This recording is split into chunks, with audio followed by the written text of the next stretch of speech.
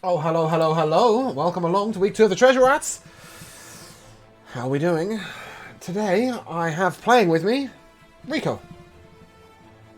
Hey everybody, I'm Rico, and I'll be playing Elmore, the skeleton bard rogue guy.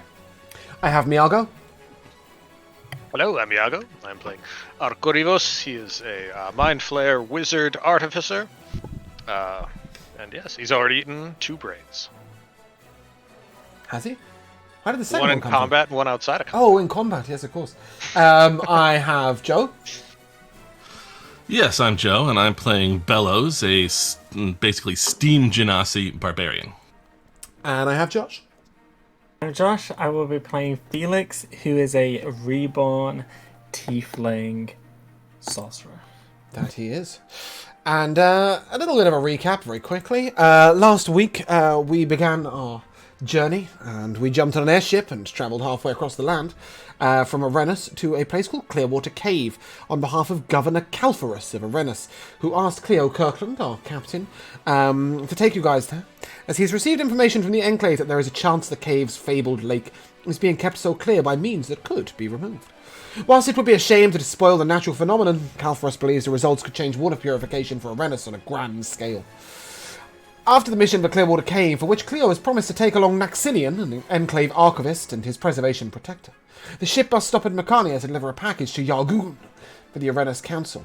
And Chloe informs you that Naxilian and Brancus will also be alighting in Mecania, and we progressed indeed through Clearwater Cave a little bit. What did we do in Clearwater Cave? We fought some beasties, various beasties in fact. Fraternized with some mushrooms. We did fraternize with some mushrooms, this is true. And Swim in some acid. yes, and we did swim in some acid. Officially, players should have died, but they didn't. And if you guys will bear with me a second, I've just remembered that I need to do something that I haven't done yet, which is to break your tokens so as to refix them. Because I've discovered that if I set up everything on your token first, and then I add it to your character sheet, it will maintain its properties. Which is why we had health not carrying over and stuff last week. So hopefully all your shit will carry over this week. But of course something else will choose to break instead, so don't get too excited. Okay, and last but not least, the great Felix Nuri. Remove token. And you selected token. Now, the only problem is, if you healed on the previous floor, on the next floor even, if you healed having moved to floor 2, there may be some health discrepancy if you redrag your characters onto the page. But if you would like to join us over here, this is where we will resume. Please place your tokens over here. And hopefully they will maintain all the properties they should have, but do double check your HP. I've got 1, 2, fantastic, 3. Yeah, hit points are good. Can you ping the spot one more time? I'm repetitively pinging, so you might need to zoom out. Lower right hand. Lower right hand, gotcha. Boom. Are we here? Did I make it? I don't know. Did you make it? I don't know. I don't see you. I see a black screen. I'll try again. Here we go. On my- Oh, I'm taking the Scarlet Rose. I'm tripping. Here we go. Elmore. There we are. Just jam the whole ship in the cave. The airship's coming in. Let's go. What's going on here? Yeah. Okay, goodness me. That got really loud really quickly, and I don't know why. Oh, sorry. No, it's just me. I somehow turned the sound up to full. So, as you enter the cave, it's still a little dusky and dank, but every now and again you hear this strange sort of crackle of, not quite thunder, but lightning, perhaps? Most unusual. And just sort of sounds are going on. You also hear the trickling of water down a wall, as you did before. And you hear this sort of faint echo within. Can I just confirm that these are anemones? Is that what they are? It is a crown of thorns starfish. There you go, one of those. They are Miago's belongings, right? Yep. Yep, I can move them. Very good. Excellent. How long do they last? An hour. So, not sure where we are from when we fought the gargoyle. About 10 foot. Oh, from the gargoyle? Yeah, sorry. Probably about half an hour. 20 minutes. We traverse all the way back down the cavern. So yeah. Okay. Yeah. 2 minutes, 30 minutes Excellent. left. I got about a half hour left. Can I just Take confirm that Bellows and Felix are meant to be half HP? Sadly, yes. Yeah. Okay, cool.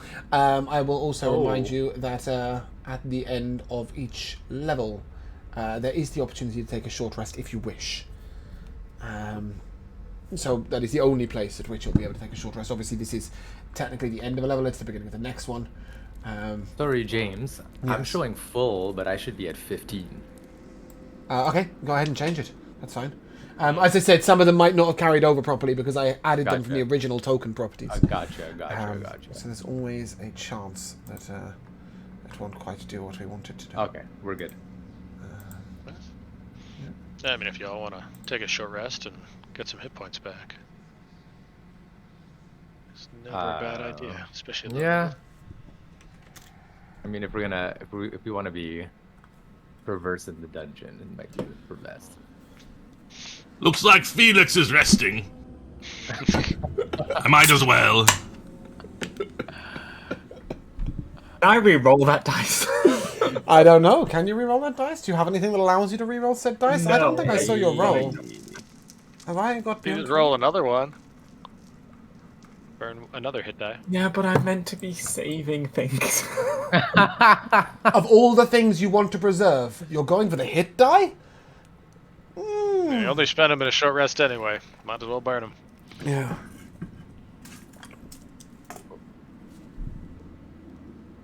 Yeah, look There you at that. go. Eight. See, Let's boom. go. Very nice. And with that 3 plus 8, does that not take you up to full HP? A reminder that I don't actually need you to keep track of your HP on D&D Beyond, only on Roll20. So if it's easier for you to only use 1, that's absolutely fine. But obviously D&D Beyond has the advantage of maintaining itself. So, we've now taken a short rest, been a little while, and it's a little damp and cold in here, but frankly the biggest reason why you need to get moving is Bellows is going to start running around in circles on the spot. I kind of think we should have gone in that water before, but this puddle looks too small.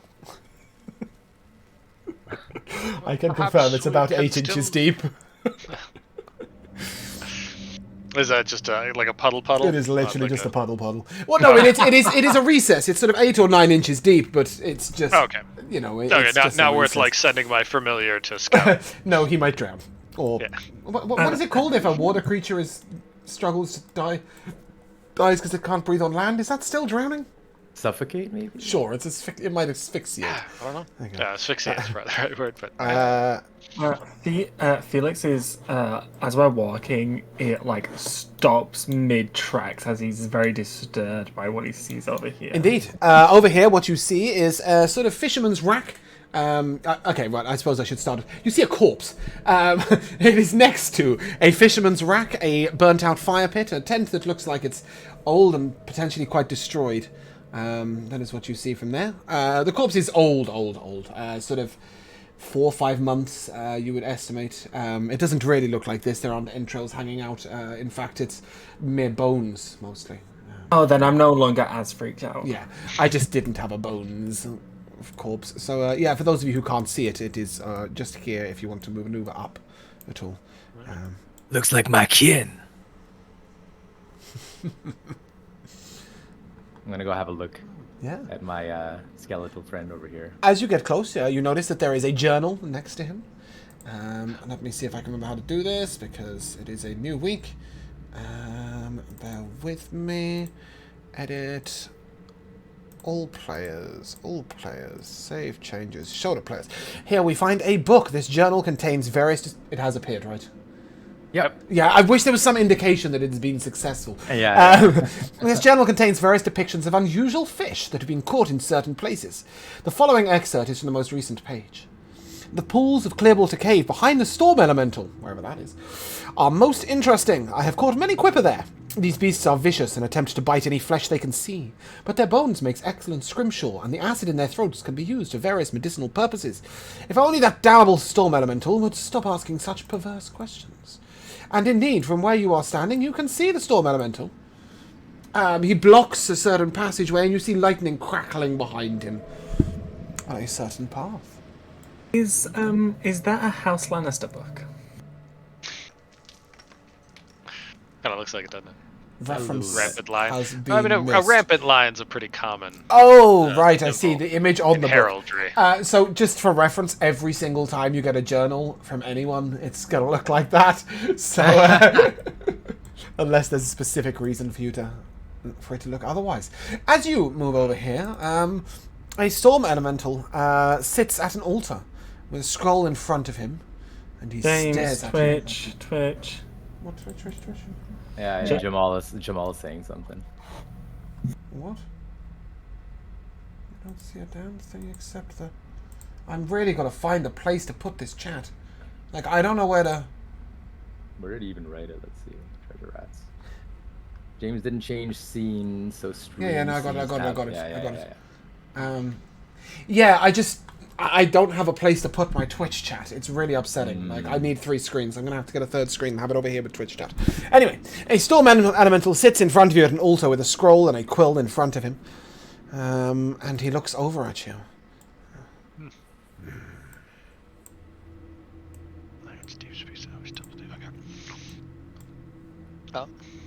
Would I'm you gonna- like? Oh, yeah, Sorry, go ahead. No. I was gonna ask if our Genasi wanted to. I was also gonna Address his kin, but- nudge. I was gonna nudge Velos forward and sort of be like, that looks a little like your kin. Well, I wouldn't normally want to think you're talking to them, but if he's got a scroll, I suppose. Hello? He is about 19 foot tall, by the way. So kin to an extent. Yes, he sort of looks over at you. Oh. Hello. Show me the greatest weapon, and the path will be revealed to you. Fail in this task, and you must defeat the wielder of the weapon you chose. And he makes a gesture, and a warhammer, a magical wand, a battle axe, a dagger, a sword, and a bow appear upon the altar. The storm elemental sort of makes a gesture and holds out his hand for you to place the right weapon upon his hand. So just to repeat that, as he sits at the altar with his scroll and quill in front of him, he says, "Show me the greatest weapon, and the path will be revealed to you. Fail in this task, and you must defeat the wielder of the weapon you chose." And with a gesture, a warhammer, a magical wand, a battle axe, dagger, sword, and bow have appeared upon the altar. You got the handout, right? But he's got a scroll and quill. You hand him the scroll and quill. I'm gonna telepathically tell Bellows to give him to just hand him his own scroll and quill. Telepathically. Can I telepathic back when you do that, or is it one way? It's one way. Great. Well, then, out loud. I'm not as stupid as I look. I had that possible thought. Had you? Is that what we're going with? I will go over to him and attempt to get to where I could indicate his own quill. Yeah, he can just pick it up from the table and put it upon his hand. And as you do so, he sort of steps to the side and allows you to pass through if you wish. Can I confirm that you can sort of see through this? Just about, right? You can sort of see through like to here, right? No. No, it looks black. But there's like a storm that's eyesight occurring ends here. around the. Yeah, exactly. Yeah, I'm going to have to try and grab it, but that is quite remarkably difficult. Better? Yeah. Great. Yeah. Okay. I'm still learning. Yes, and with this, you see that you would have to go into the water, but the storm, it is still going, but it's sort of going way up above you, and the lightning sort of recedes a little on the actual area. And he gestures and says, "Many have passed through. Fear not if you're liars, if you wish to go onwards." Then we have nothing to fear, then? No? I mean, obviously, you do know that there was also a path down to the left if you wish, but yeah, no, you don't have too much to fear, as far as I know. Yeah, we just open this up. Not that I so- imagine, yeah. I don't mind a little spark, but I'm not sure if we want the special fish or what. You were warned about the special fish. Biting and acid. Yeah. Oh no, I keep thinking that corpse is a corpse and not a skeleton. Because we could have just thrown the corpse in. Yeah, a little chum. Well, you have rations. Oh, you've got summon a guy. Summon a guy. Can't you be wasting some other guy on something so... Seems as, I mean, I guess I'm always going to use it for purposes of cruelty, but too often I'm going to, alignment shift. But now let's just see what happens here with just kind of wade in with my Yeah, so the water does starfish. the water does get quite deep. You are going to have to swim here. Alright. Yeah. I follow don't suit. think that's a problem for anybody. I get the idea that Elmore, you probably don't float. No. No, I think Elmore's probably walking on the bottom of the water. Yeah. Yeah, cool. As you move over to here, I don't know if you can see this. No, you can't. I'm Hold also on. going to give the old storm... The Oh, old you can storm see this. elemental the tip of the hat. Yep. Cool. As you tip your hat and the rest of you move forwards, you do see over here that there is a cave fissure.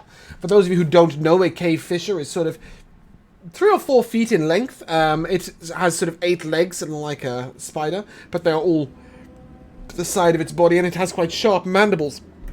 But dripping down from its face is a single line that descends into the water. Arkorivos, go ahead and give me a nature check, I think, is probably what we're looking for here.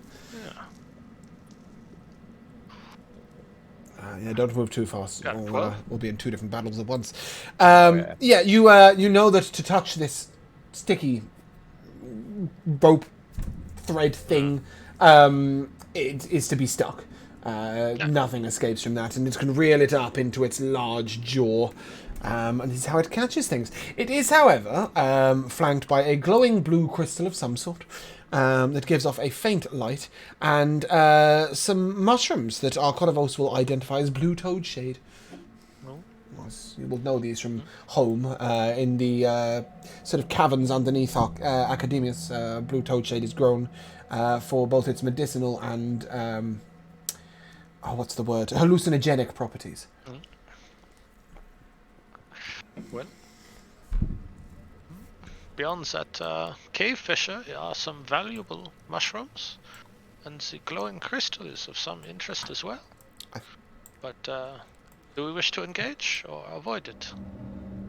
Just to let you know, Felix can also see blue crystals down here somewhere, and there is splashing within the water.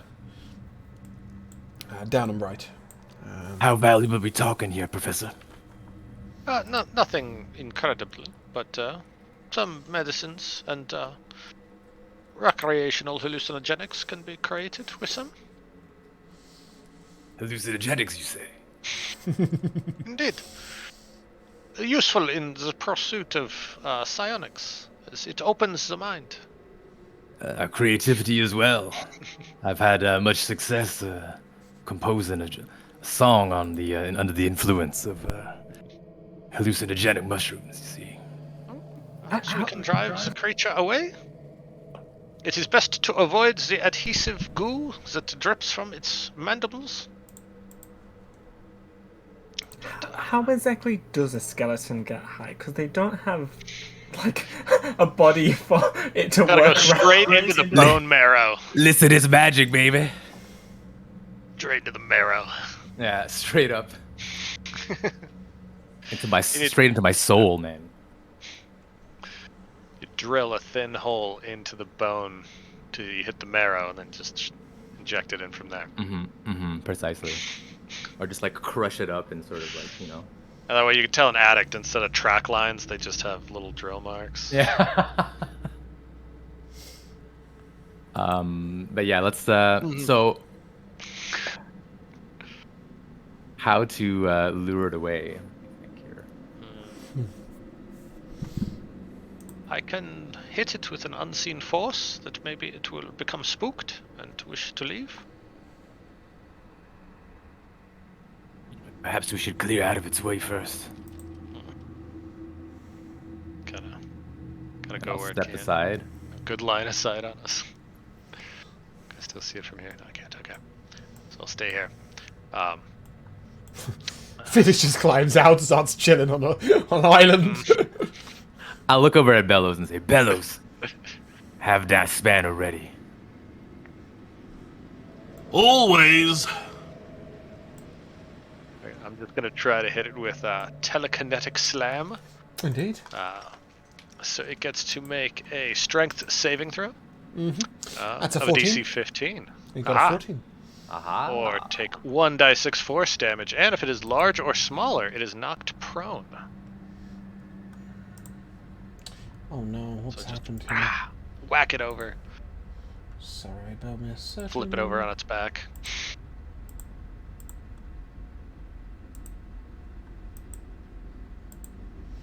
Come on, behave yourself. There we go. You sort of it gets hit. It doesn't move.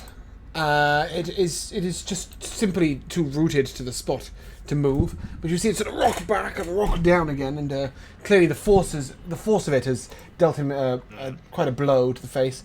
And as he sort of looks at you, you notice that the line that he had before sort of returns to its mouth, and it begins to extend outwards towards you. Go ahead and roll initiative. Duck under the water. Yep, you may do so, and as you do so, are you actually ducking under the water? Yeah, Yeah, okay, cool. I got a cap of water breathing. I'm Not an going to octopus head, have man. to edit the combat then. Bear with me a second. But I'm not sure how deep the water is, but if it's like, chest high or whatever. I just said we had to swim, so yeah. Okay, as you do so and duck under the water, you will see that approaching Bellows is a swarm of those nasty fish. What happened to the initiatives? Oh, sorry. Arkorovos, what was your initiative? 7. Bellows, an 11. Elmore was a 24, correct? Mm-hmm. And Felix? It's a beautiful 3. Oh, nice. Elmore, as Arkorovos sort of makes you aware that over to the side, there are a swarm of strange-looking beasties, fish under the water, approaching Bellows. It is your turn. Can I see? I mean, like, I know that I can see on. Oh my Roll20 goodness! the- Sorry, I pressed the wrong button. Carry on. Sorry, can you see? I can see these fish that are sort of behind Bellows here, but like, can Elmore see them? I guess is my question. Yeah. That's what I'm saying. Sort of, Alcaros has let you know. You've seen like because you imagine this is a swarm, right? So you like see the odd fish. You'll definitely have a. If you're trying to shoot them from where you are, you'll be at disadvantage for mechanical sake. But you can definitely see them. Yes. Not only this, but you can see a line extending towards Arkorovos, or at least where Arkorovos was before he ducked under the water. Yeah. I think I'm going to take a pot shot at this swarm of fish here, as I don't really have an eye on the, what is it called? Cave Fisher?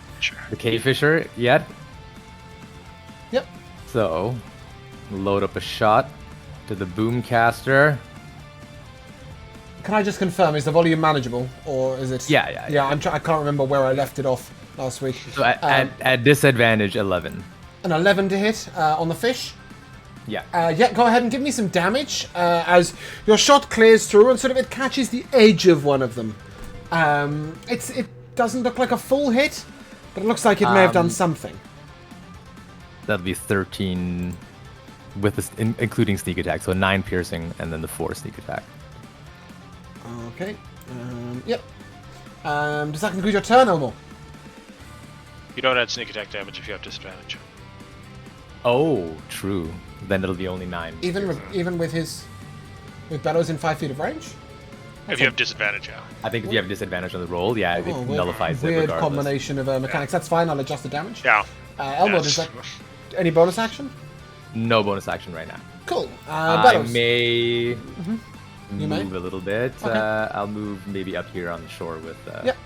Felix. Bellows, you're up. And that'll be it. And you see these nippy fish coming towards you.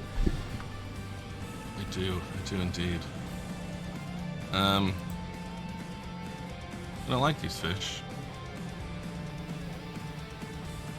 I'm sure they're hard to smash well, but I guess I will try. Yeah, I will smash the fish, not recklessly. Yep. No, should have been reckless. That is only whatever my thing is there. It's 8 to hit. Yep. Again, like Elmore, you'll strike a glancing blow. Sure. Go ahead and give me damage. That is 13. Cool. That's a big glance, even with it halved. Any bonus action? No, I don't think. It's just like I said, still learning to manage rages in these long dungeons. It's tough. But you don't get them back on a short rest, do you? no, I'll stay here, I guess. If I was gonna try to get away, I'd be raging. So, all right, go. Okay, Corvus.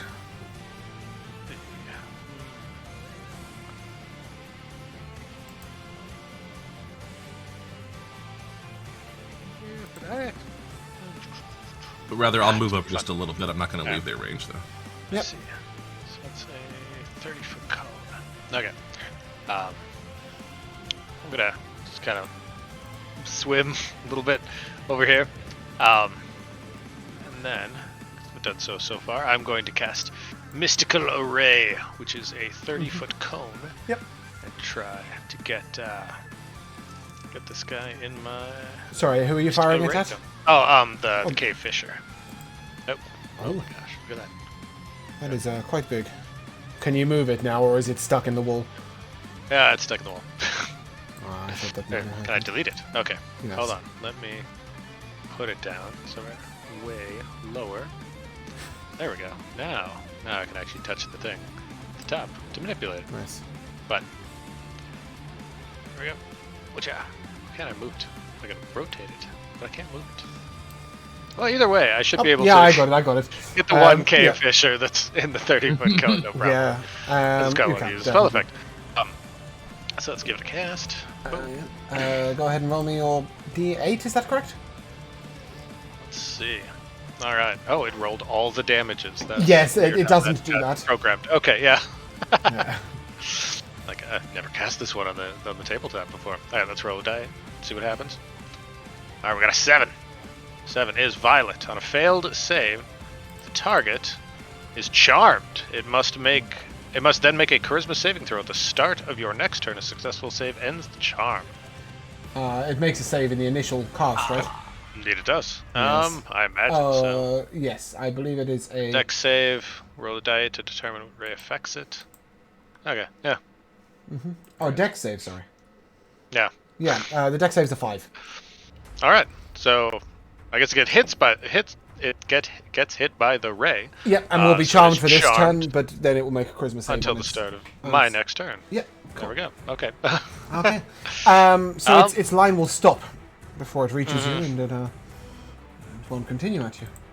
All right. Well, then I think I'm going to get a little closer to it, and then I will direct my 2 starfish to go after the swarm. So, under other, let's see, starfish number 1. Oh, AC 20. Yep, that'll hit. All right. And that's a There we full go. blow. 4. Yep. Yeah. Okay. Oh, and a 23. Look at that. You've taken a few fish out. 6. All right. So 4 and 6 for a total Yeah, of 10. it is wounded. They are wounded. I don't know how to... Quipper's a weird one. Yes, it's a swarm of fish. I don't know. Some of them have been I think deaded. it is wounded. Makes sense. Like Yeah, the swarm itself. we're thinning out the swarm. Yeah, it's thinned. There you go. Any more movement, Dark Rival? So does that conclude your turn? I'm gonna get rid of it. No, complete. Sensing blood in I'm the gonna water. dip back underwater too. Yeah, that's fine. Sensing blood in the water, the Quippers will go after Bellows. As they get an advantage if they go on somebody with a... That's 12. No. No, I don't think so. Did that not roll to... Oh. Anyway, yeah, cool. That'll end its turn, and that brings us to our cave fisher. The filament will extend beyond our Corvus, and in fact will latch on here. I need your wisp to make a strength check, please. Strength check? No. Alright. It's a plus. Oh, never mind. It is just stuck. There is no save. okay. On its turn, it may make a action and a successful strength check to pull free. So that is this one here. I'm going to put a little... I'm just going to put that on it. I don't know what that is, but it Perfect. looks cool. Cool. And then it is going to make a double attack. Oh, is it? Is it going to come out? I don't think it is. No, I don't think it wants to come into the water right now. I'll conclude its turn. Felix, you're up. Okay. I guess I need to get some line of sight here. Okay, I can see the fish. Yep. Yeah, I'll just throw a little flame their way. Okay. You will be at disadvantage. You don't have complete vision on them because they're fish and they're bobbing up or down behind these starfish. Yeah, that makes sense. Yeah, and also because you're throwing fire into the water. Well, no, I was hoping to get one of them when they jump out. Oh, okay. So yeah, that's a trick shot. Yeah, definitely disadvantage. Go on ahead, roll this disadvantage. It's to catch the leaping fish. Okay. 12. A 12 will hit. That's a full hit. Yeah. These trick shots. Ah, it's a glancing blow. Sorry. I thought it was 12. It's a 1 up, but that's fine. Oh, a glancing blow will be sufficient. Okay. Yes. 7 fire damage. Yes, they only had 3 ups left. The Quippers are defeated as what turned out to be the last Quipper leaps up out of the water to get the grappled starfish, and Felix sort of gestures with his hand and takes it out with a blast of flame, cooks it for dinner as well. Felix, does that conclude your turn? Yeah, I'll stay there. Yeah, cool. Elmore, you know the fish to be down. You know that the cave fisher is the only remaining enemy. In that case, I will move up into the cave, and I'm gonna put the boomcaster sort of behind my back and pull out my pistol Uh-huh. and aim at the Quipper. Yep, go ahead and roll the hit. 14. A 14 will miss, I'm afraid. I mean, it strikes, but the strong exoskeleton of the beast sort of defends it, and the bullet ricochets off. Also, did you reload that? No, so I dropped the boomcaster. Oh, of course you did. Sorry, you shot the pistol. Yeah, my bad. You Yeah, did say yeah. that. Any bonus action? No, nothing right now. Okay. Although I could probably move back behind. Yeah. And if you're doing that, we can say that you are hiding if you wish, as that is a bonus Sure. action for you, right? No, not No, yet. it's not yet. Right, okay, fine. We will I'm not not say that rogue you are yet. hiding. Yeah, But you are in cover. Bellows, you're up. 2 questions. One, I can't remember if this is difficult terrain or not. Do you have a swimming speed? No. So No, tis for you. yeah, Yep, Second and question. Oh, go on. Go ahead. you will incur no extra benefit for moving through these starfishes. I believe they're tiny creatures. Is that correct, Miyago? Yeah. Okay, so they're not going to slow me more, but Yeah. nevertheless, do I think from when the Clippers showed up and attacked me that they came through this space at the top, or they seem They like were they just were in probably the already water. in here? As you came in with blood on you, you were only 29 of 30 HP. They just sort of swarmed upon you. All right. Well then, no need to try to plug that hole. I'll go 5. Well, it's really 10, a 20, and I guess it's as far as 30. But I can't get anything with my additional 5 feet. 5, 10, 15, 20. It's too far. Well, fuck. So yes, if you are difficult terrain, you're 35-foot movement speed, right? Yeah. Yeah. Okay. So you may move 2 squares. which I think you've just done, right? That's I 20 think feet, yeah? I think I even went 3 by mistake. Oh, sorry, yeah, that's what I meant. You can move 4 squares, sorry. 4 squares, not 3 squares, yeah. Let's see. So it's the equivalent of moving 20 feet. I will let you round up when you're halving movement speed, Sure. basically. And let's see here. Sorry, learning some stupid stuff here. Oh, that's some exciting music. As Bellows is going, I can't reach. Yeah. Well, I have a light hammer I can throw, but it'll be disadvantaged for the range, and I can't reckless it, because that's what I was checking. It's melee weapon attack, not attack with a melee weapon.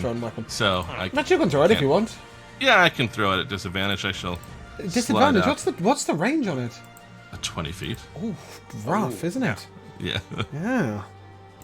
So I'll give it a try. If we're attacking this thing. Yeah. I mean, it's wow. You know. I rolled 2 2s. Oh well, the disadvantage shouldn't 7. bother you.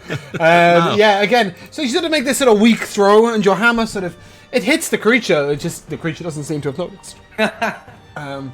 I'm much better up close, I promise. Correvos. That's all I got. You're up. All right. Let's see. Can I like climb up out of the water and get up there? Again, difficult All terrain, right. so 10 feet movement speed. Okay. So just let's while we're here, just talk briefly about water rules because it's going to apply throughout. I don't know what the rules is written are, but for me, if you have a swimming speed, water is just regular terrain. If you do not have a swimming speed, water is half movement speed. Climbing in or out of the water is also half movement speed. Once you're on land, you're back to normal speed.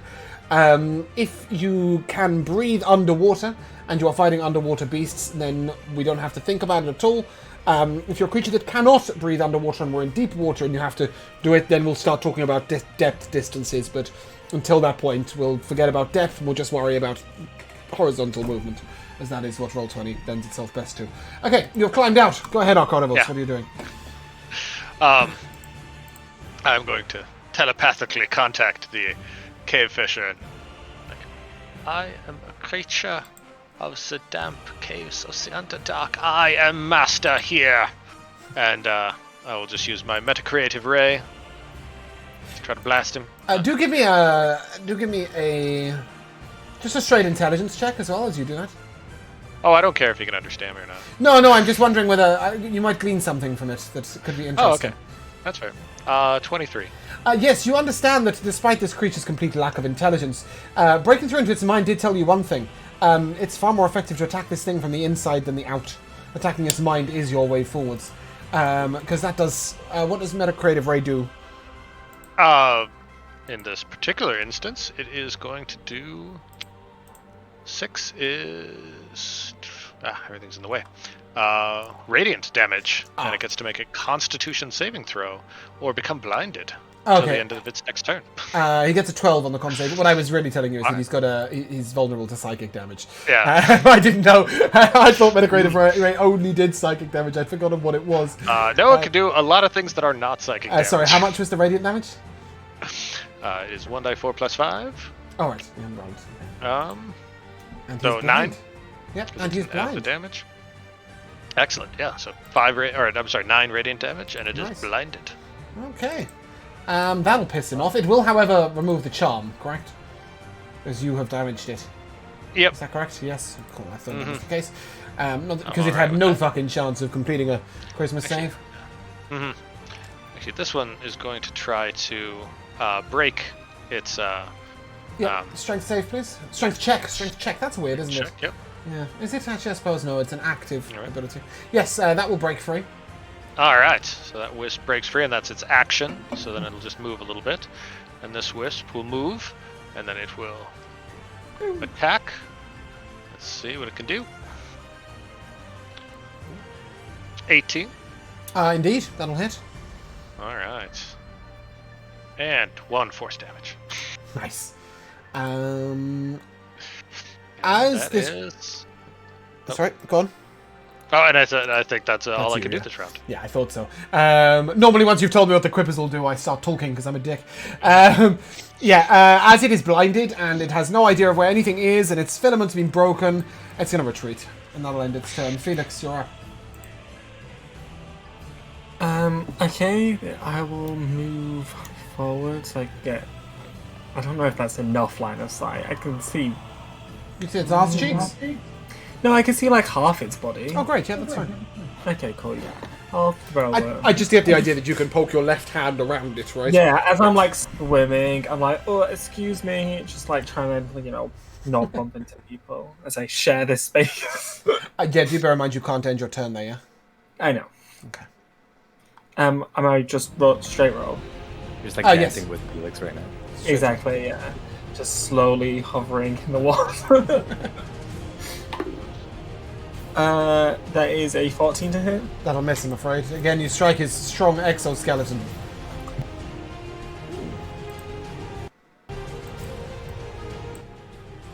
Okay, cool. And that brings us to Elmore.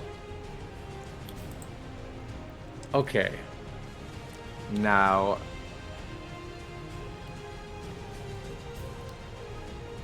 I don't imagine that I could play the instrument in the water.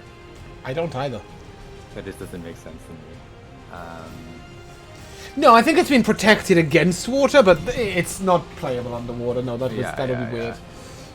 So I'm going to move up as much as I can. Yep. Which is, I guess, right here. Mm-hmm. And I will take another shot. Pistol, yeah? Cool. Yeah. Go ahead. What's the hit? Yikes, 12 will probably miss. No, this creature's skeleton is really stumping you all. Our Corvos had the right idea. Attack it from the inside. Any bonus action, Belmore? Elmore, sorry. I just combined the two of you. Belmore! Belmore! Nothing right now. Cool. Bellows. Don't you mean elbows? All right. It seems frightened as where it should be. And I will just action dash and get all the way there. Great. And just stand in front of it menacingly and say to my rest of my people, gather your mushrooms, your crystals, whatever. Corvos. It's your turn. Yeah, if it, I don't know if it's got nowhere to go. I guess we could just, snatch some mushrooms real quick. Yep. I'll do that, but if it roll me a d6. Yeah, 2d6, sorry, 2d6. Yeah, I'm right next to the crystals, too. I can... the crystal is a large crystal. It's sort of a foot and a half in width. And, nobody told me that Rico's face is off the screen. Oh, sorry, no, I'm here. Okay, cool. Yeah, no, I think that's my bad, though. The crystal is affixed to the ground. It is a foot and a half in width, but you'd need to guide it with a hammer and pick if you want to get it out off the ground. It's not just something you can pick up and wander off with. It's more of interest, but we'll get to that post combat, I think. Yeah, sure. Corvos, what did you get on your 2d6? 8. An 8, fantastic. Go ahead and add 8 blue toad shades to your inventory. Alright. And is Bellows kind of trying to encouraging us to not kill it and just saying you've got it penned in, or? I'm saying I don't know if it's necessary to kill it, and I'm going to stand here while you do what you want to do. Okay. Well, we'll see if it comes after you. We'll retaliate further, but otherwise I'll grab my mushrooms and just kind of have my wisps or my starfish kind of come in menacingly, but not actually attack this turn. Yep. And as we get to its turn, it will just sort of huddle down. It's hoping its shell will protect it, and that is it. It's just going to sort of stay there against the wall. There you go. We happy to leave it and let it live. So. Yeah, cool. I think so. Go ahead and take. Cool. That was 225 XP each. As that's 2 combats at once. That feels like a lot, doesn't it? Ooh. Yeah. 225, you said? Yeah. Can I confirm that this will put you into level 3 to 4 range? Yes. Can someone tell me how far it is to level 4? It is another... Is it over 1,000? Yeah. Oh, okay. It's 1,600 and... It's fine, then I'm absolutely fine with that being the sort of XP you're getting. And we shall continue onwards. So yes, this creature is sort of, as long as you don't come into melee range of it again, like in the future, it'll be just left where it is. What do we make of this strange glowing crystal?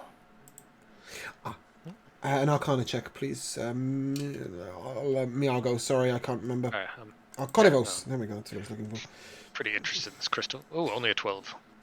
Yeah, so there is some sort of magic within the rock itself that is filtering through this crystal, causing it to glow. If the crystal was removed from the ground, it would simply be a solid quartz-like crystal.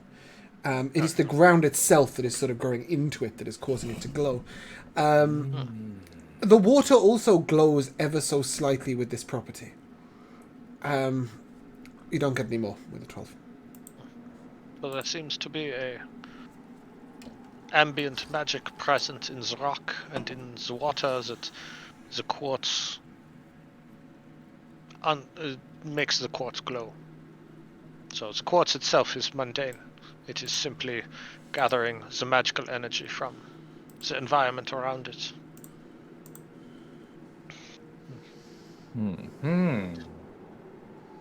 Interesting. Well, useless to us then. Of little use, yes. So it's entirely on the magic side, then, not the crystal being good at channeling energy. I believe so. So, I have a crowbar, and we could probably harvest a little bit of this quartz if we wish to do so. I'd slide a sledgehammer out of my bag. Better than my crowbar. Go But ahead. if it's pointless... Pointless. Take one swing or two. I'm not sure it's pointless. Corivos, go ahead and give me a history check. Yeah, of course. Leaving with a little bit anyway, because everyone likes crystals. Oh, I got an 8. Yeah, okay, bear with me a second. I'm just going to see if you'd know this. Solid garbage. I don't think you'd know that, but you will know this. There are various crystal spell components. You're unsure if this crystal could be used for those, but perhaps if you asked one of those clever artisans who turns things into spell components. However, you do know that quartz is a component in some spells. Whilst this is a crystal that seems akin to quartz as opposed to actually being quartz, you think that perhaps it could have a purpose in spellcasting. You may gather it if you wish. Yeah, we'll take some. As you smash, bash, and crash, Bellows, go ahead and give me a roll to hit. I think is what I'm going to go with to see how carefully you're segmenting this and you're not just shattering it into tiny little. Am I proficient with my sledgehammer? Oh no, I meant just a roll to hit you with your normal weapon will do. I know you're using a sledgehammer in its place, but 23. a 23, fantastic. And I shall. Let's go.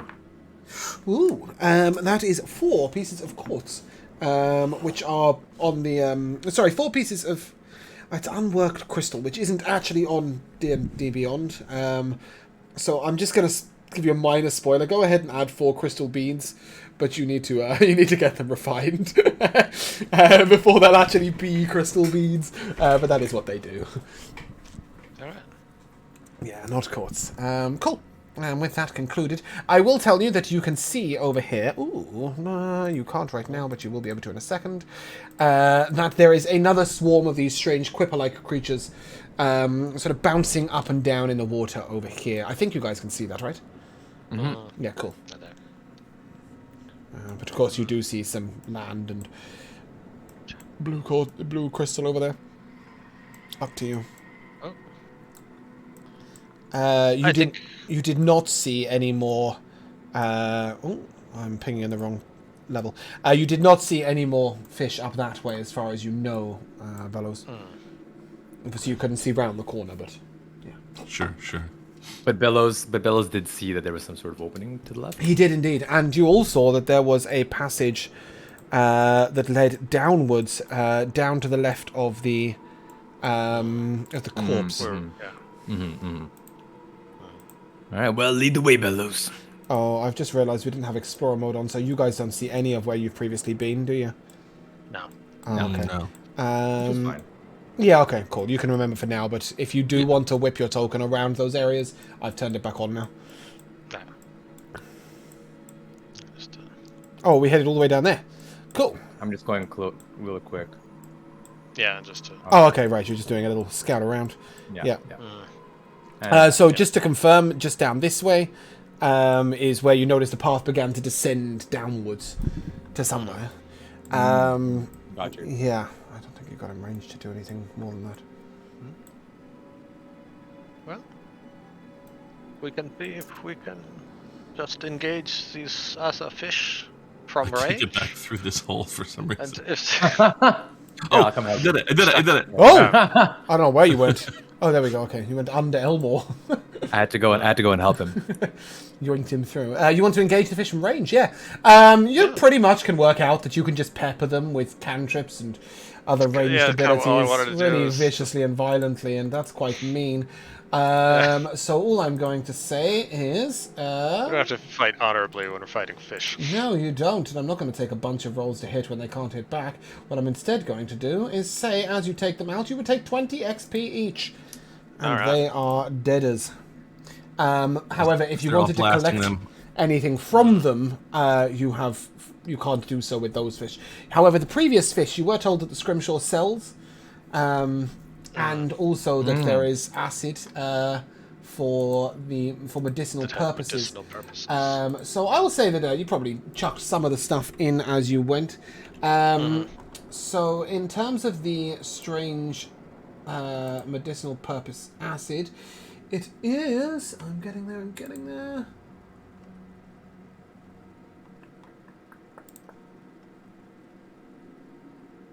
It's just LSD. That's the medicinal. Primordial Balm, BALM. You take two of those. Okay. And as for the strange acid, I think you can collect one vial. Sorry, that is the acid. As to the bones, you may Scrimshaw.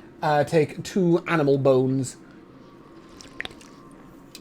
And you While can take- everyone's blasting them with magic and such from a distance, I just sort of find and pick up my light hammer from the corner and sort of look at it, and sort of test throw, and then just stick it back at my belt. It is definitely fine. Yep, so you've cleared those fish. Where are we going? What are we doing? Back to the south? No?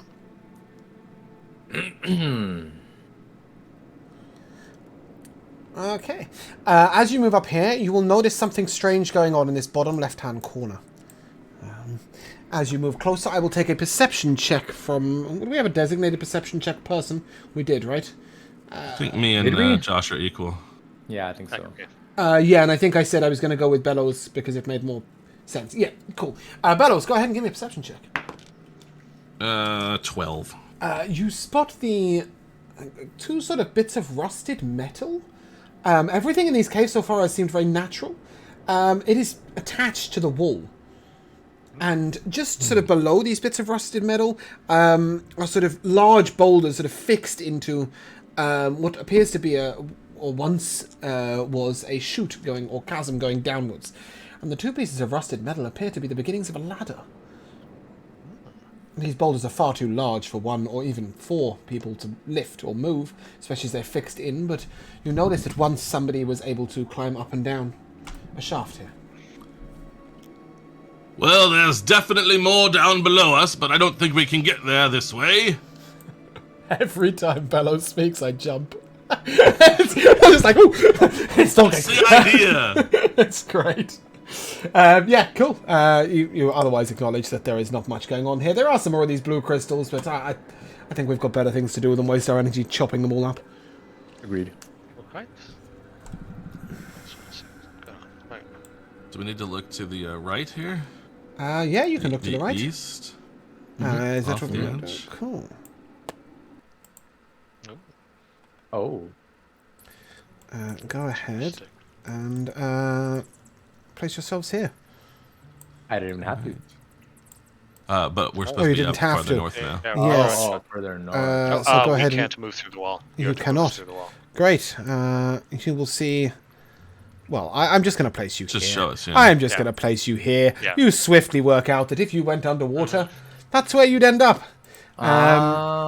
Yeah, so basically, same passage, you just wouldn't have had to do the riddle to get through, and we should return over here. Gotcha. Yeah. All makes sense. Perfect. So you've got a little swim up to the north, or you can take a little walk down to the left, down to the southwest. Oh, might as well check the north aquatic route while we're right next to it. Okay. Agreed. Here is my hope and prayer that this is going to work as we move down here. And I'm really hoping that when I ping and you put your tokens down, you will have some vision, but I'm not sure. It is at the bottom, sort of center-ish. Got some vision. I've got Works for 3 me. or 4. Yep. Great. It's working. And the yeah. HP... Oh, I'm inside a wall. I think. But I think that Josh and Bellows, your HP has gone down, hasn't it? Yeah. Okay. So what I'm going to do is I'm going to set it to full. That'll be the default when you get redeployed. Yeah. So that's... so obviously you've got the ND Beyond to check your HP, but Bellows, if you don't, you are 1 HP off. Yep. Corivos, you were at 18, I believe. Yep. Joshua also at 2 of 3 sorcery points, I think.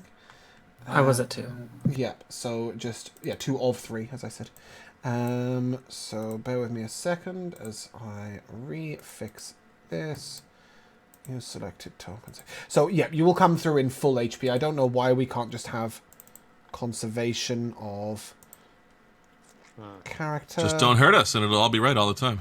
Yeah, you're right. This is Elmore L. King. And we go into Elmore. Edit. Use selected token. Right. Oh, bugger. I didn't do Elmore's HP. I changed my own HP. Okay, yeah. Cool. Oh, me too. Yeah, please don't right now. As I'm All trying to still save it. I have to do them all one by one, so... our Corvus has set you back up. Let's now edit, remove. Yes. Use selected token. I'm just gonna grab a drink and be back in 2 seconds. Yeah. I just need to do Bellows. So Bellows, I'm again changing you to 30. Bellows.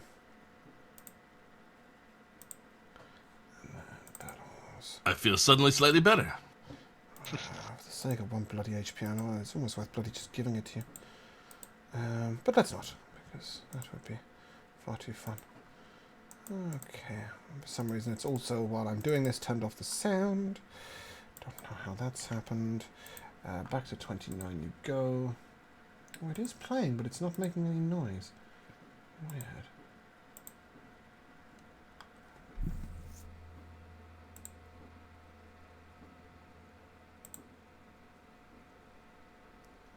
There we go. Okay, yes, so you arrive into this cavern, and straight away you will see a creature up on the shore to an island to the right. In case you want to see what it looks like this. Oh, that's a mouth. Yes, it sort of has one of these, it's very Stranger Things, it sort of has a little mouth that opens like a plant almost. It is approximately 6 feet in height, and it stands over there. Miago, Arcorivos, go ahead and give me a nature check. See whether you can determine anything about this creature. I was waiting for Rico to walk back and see it at giant size, and I was not I disappointed. was like, what the fuck is that? 17 on nature. I was just expanding it just so that you guys could get an Got idea of you. what it looks I like. mean, I figured out after. I was like, what? Yes, a deep sound is a strange monstrosity. It is incredibly territorial, and its scream can cause sort of telepathic shutdown of the mind. However, it doesn't tend to be particularly evil or aggressive. It'll defend its territory, but it sure as hell won't attack. That is what you know about it. It is known as a deep scion. And they are quite intelligent psionic creatures. Everyone, the creature ahead of us is very territorial, but not otherwise particularly aggressive. So if we can avoid it, perhaps that is how we proceed. The irony that it's hard to say aggressive in a German accent. But yes, very, very correct. Yeah. Other than that, I don't think you see anything in here. No, you don't. The water does indeed seem devoid of the strange, snappy fish bastards. Alright. Explore at your wish. Can I ask what the 0 of 2 is above Elmo? Bardic Inspiration. Right, cool. That's I was just curious. I want to get a little closer. Not too close. I think Arcorivos would be able to tell you that it'll only protect the land. I don't think it'll regard the water as its territory. It's unlikely to pursue us into the water. That's good to know. You going that way first? Oh no. We splitting up, or are we? This keeps going forever. Okay. No, I'll stick with you guys. I started to see the ends of things, and I'm like, oh, is that just a dead end? I'm gonna creep along the wall underneath here. You sort of, Arcorivos, you get this sort of resonance from its mind. You can feel that it's meditating. It's paying you no mind. Okay. We are just visiting. We will be out of your hair soon enough. Sort of strokes his luscious locks and then carries on.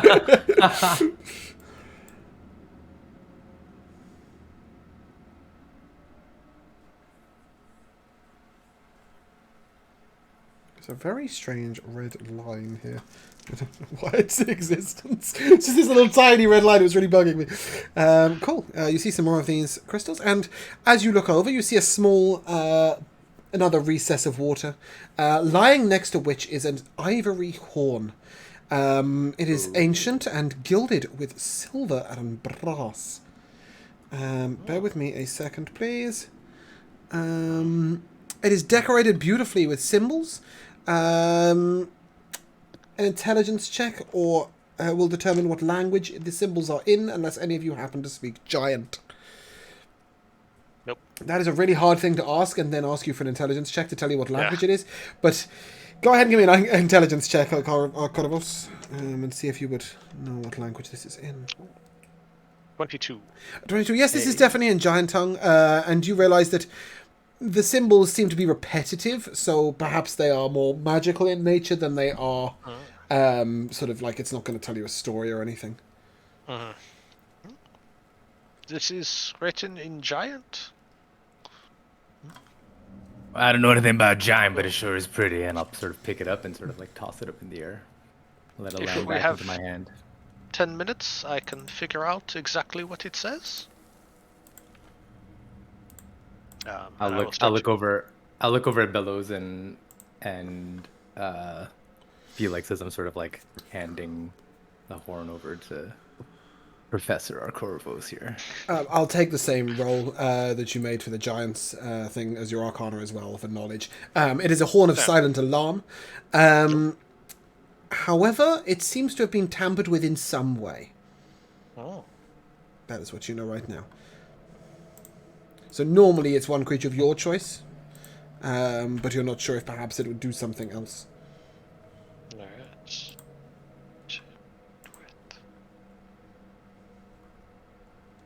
There seems to have been some modification, but I do not understand it. Well, it looks like a horn. Perhaps we should give it to our resident loudmouth. I don't need any assistance! Why be silent? My thoughts exactly. Alright, I'll hold on to it then. Just for confirmation, Elmore, you're holding on to it, but you're not blowing it. No, definitely not blowing it. Damn. Yeah, cool.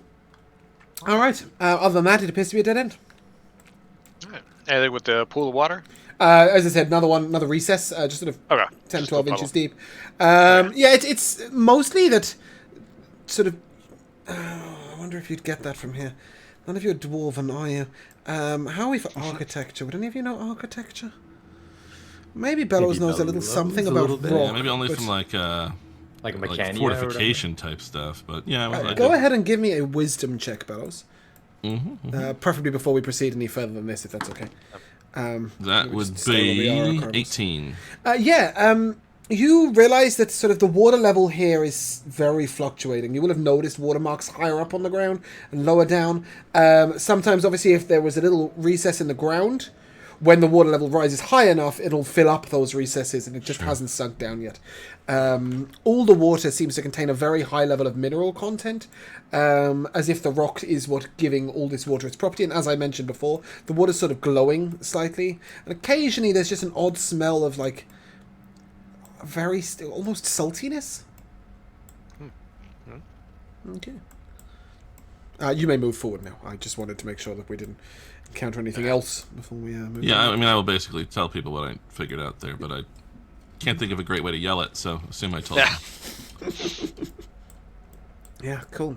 You begin to move upwards, and you begin to see that there is land ahead. Again, the water is completely devoid of creatures. There are some odd-shaped, like, glowing rocks under the water occasionally, though it's probably just a strange property of the glowing wateriness. Can I confirm that you can all see big lightnings? Yep. Cool, great. Yeah, there's a sort of lightning trap that's consistently shooting lightning across the path.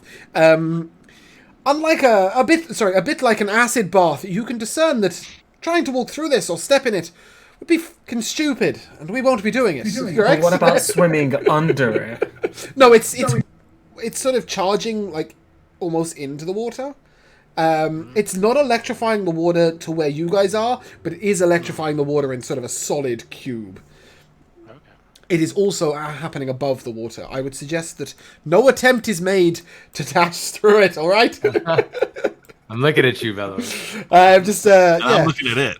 I've done a lovely calculation and worked out that would be the end of your character, even if it's minimum. However, you do see yourself a chest over here, and a large pool of water here, around which are some strange copper-coloured rocks.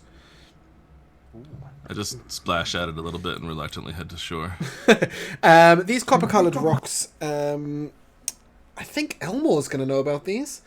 Elmore, go ahead and give me a history check with advantage, please. With advantage? Yeah, this is something you should know, though I don't know how much you drank. We'll see. Oof. Thank the Lord. 18.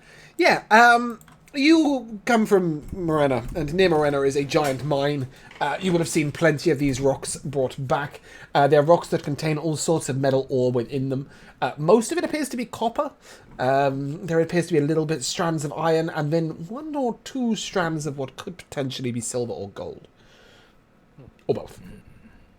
Yeah. Some unrefined ore. Strange that it'd be in this cave down here.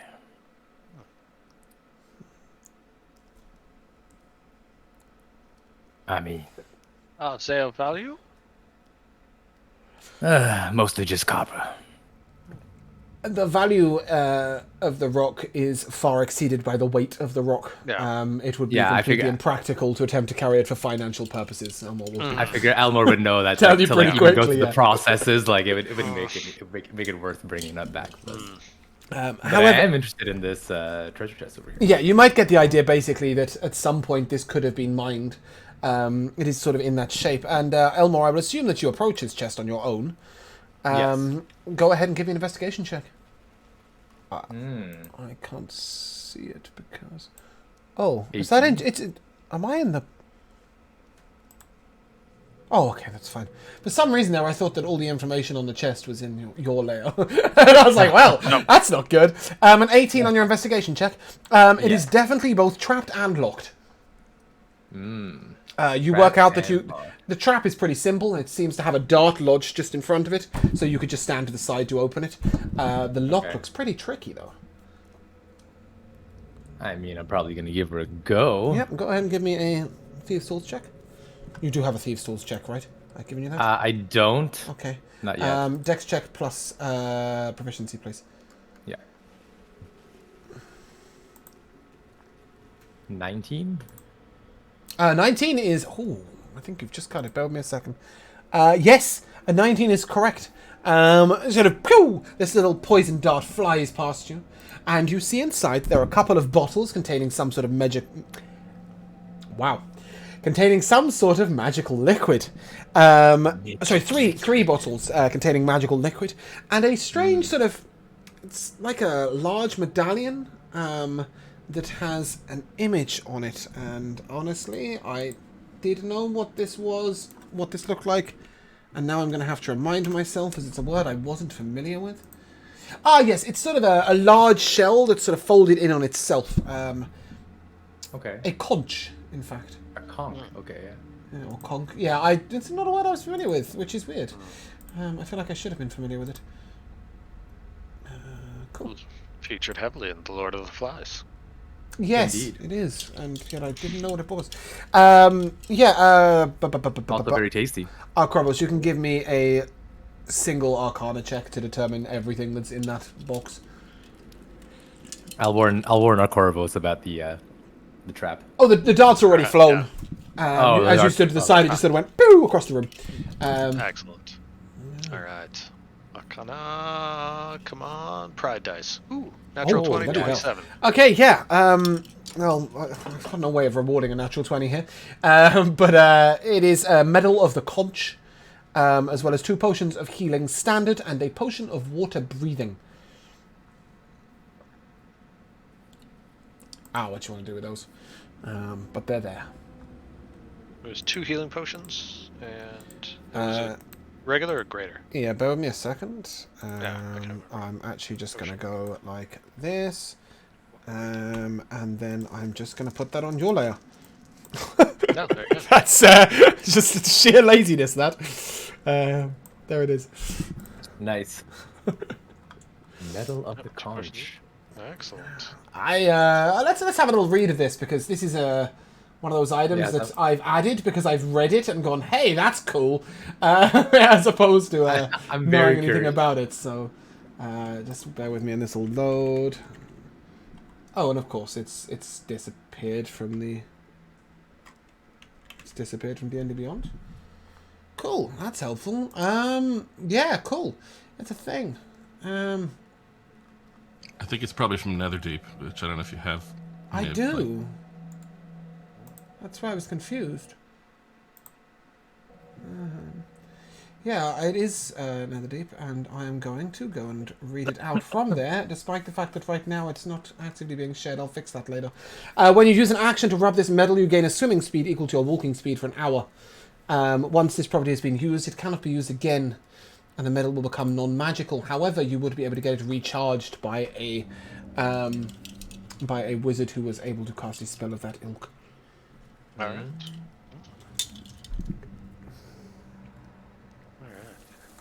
And yeah, obviously, if you want to just make a note of it for now, I think you guys have a doc or something going on, don't you? Because I don't have a way of currently making it visible for you guys. However, yeah, cool. That's all that done. I don't know how far you guys could see up and left. Ah, yes, I see. Okay.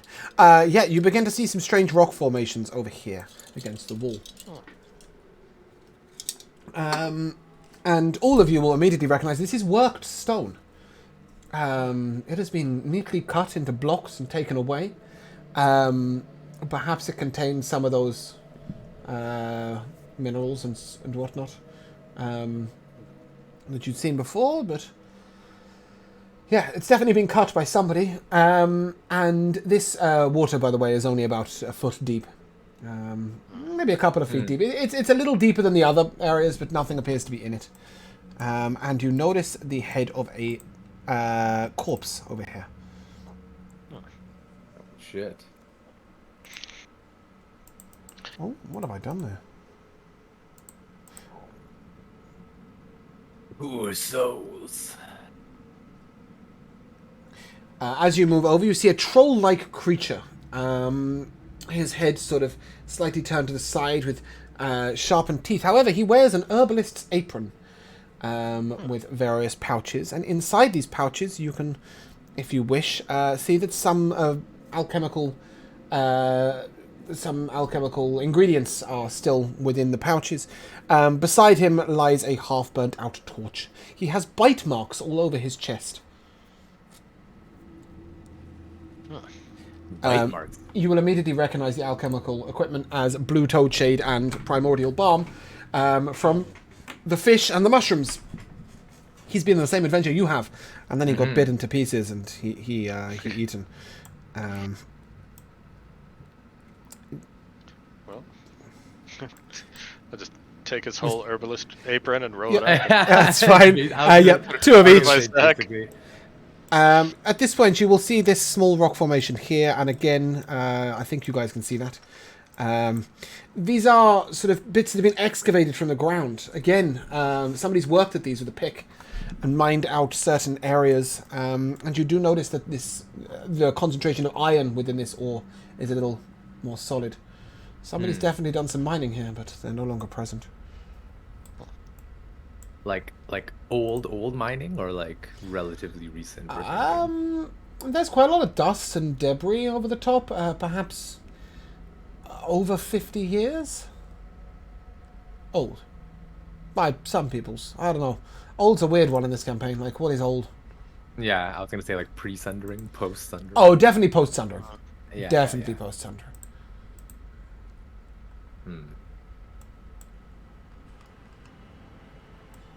We come to a fork of sorts. As you stand here, you get a strange smell of gas. That sort of eggy smell of possible sulfur. Sulfur. Bellows! You've been passing gas. I think perhaps we should pass by the gas, in fact. Lead Wasn't the way, this then. the smell of those somethings we fought before? I can't remember what they were. Oh, Myconids. mushrooms. The mushrooms, not the drug ones. Yeah. Yeah, I mean, Alcolavos is moving in, and he knows that whatever this smell is, it's definitely far away. It's not close. Seems far away, whatever it is. It's around the corner, basically. You'll be Yeah, able we to can see move it. freely then. You'll be able to see it, I promise.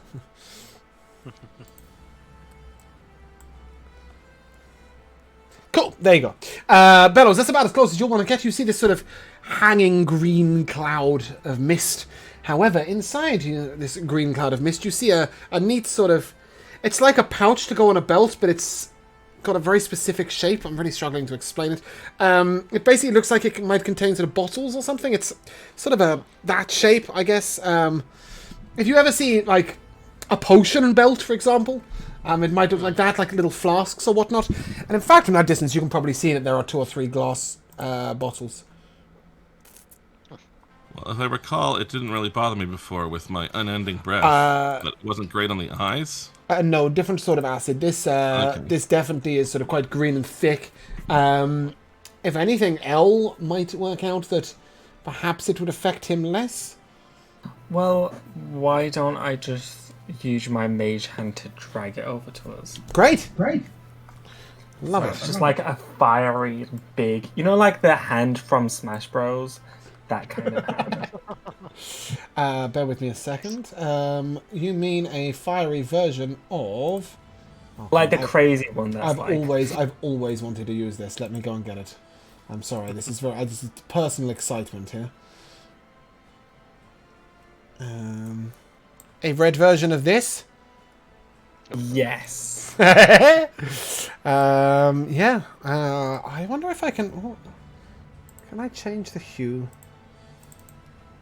No, I can't. Aw. Can you add it to my spells effects? I can, but not in red. What is this? Mage hand? We'll find one in red. Mage hand. Yeah, can be. Between now and next week, we'll scour the internet. I'm on it. On the break. But yes, you are able to drag this bag closer to you. There are 4 acid bombs within it. One thing that is notable about this pouch, I meant to homebrew this and I completely forgot. Sorry.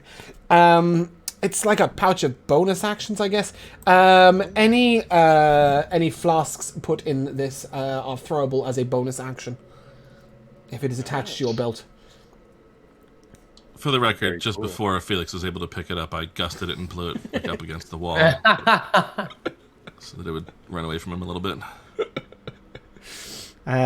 Yeah, I mean, obviously this could apply to anybody, but I definitely think you might want to pass it to one of the two people who have less in terms of bonus actions.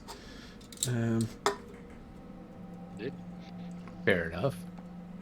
But I yes. soon will have many options. So Yeah, I mean, I was definitely keeping you as like the last resort because you get like free bonus actions as well. yeah, basically. But yes, basically anything any flasks, bombs, acids, etc. that you place in this pouch will be usable as a bonus action. Obviously, potions are already a bonus action, so this is just bringing that into line for those. And there are 4 acid bombs in it. Acid bombs are on D&D Beyond. I just didn't do the pouch. Cool. Other than that, it's just a dead end and a smog of horrible gas. You do notice that there is a small gap here where a tiny creature would be able to get through back to the water where you'd come from, but it's only a tiny creature would be able to do that, so... Cool. I'm struggling. Back we go then.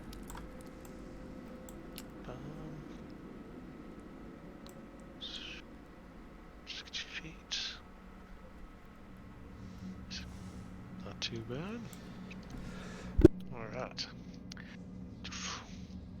Yeah, by this time you've deduced that unless you're going through lightning, there is only one path, and it is the path downwards. Yeah. Again, here you see more worked rock.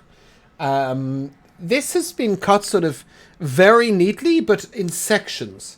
And it looks like their mining was disrupted by something, though there is no sign of any battle or creature along.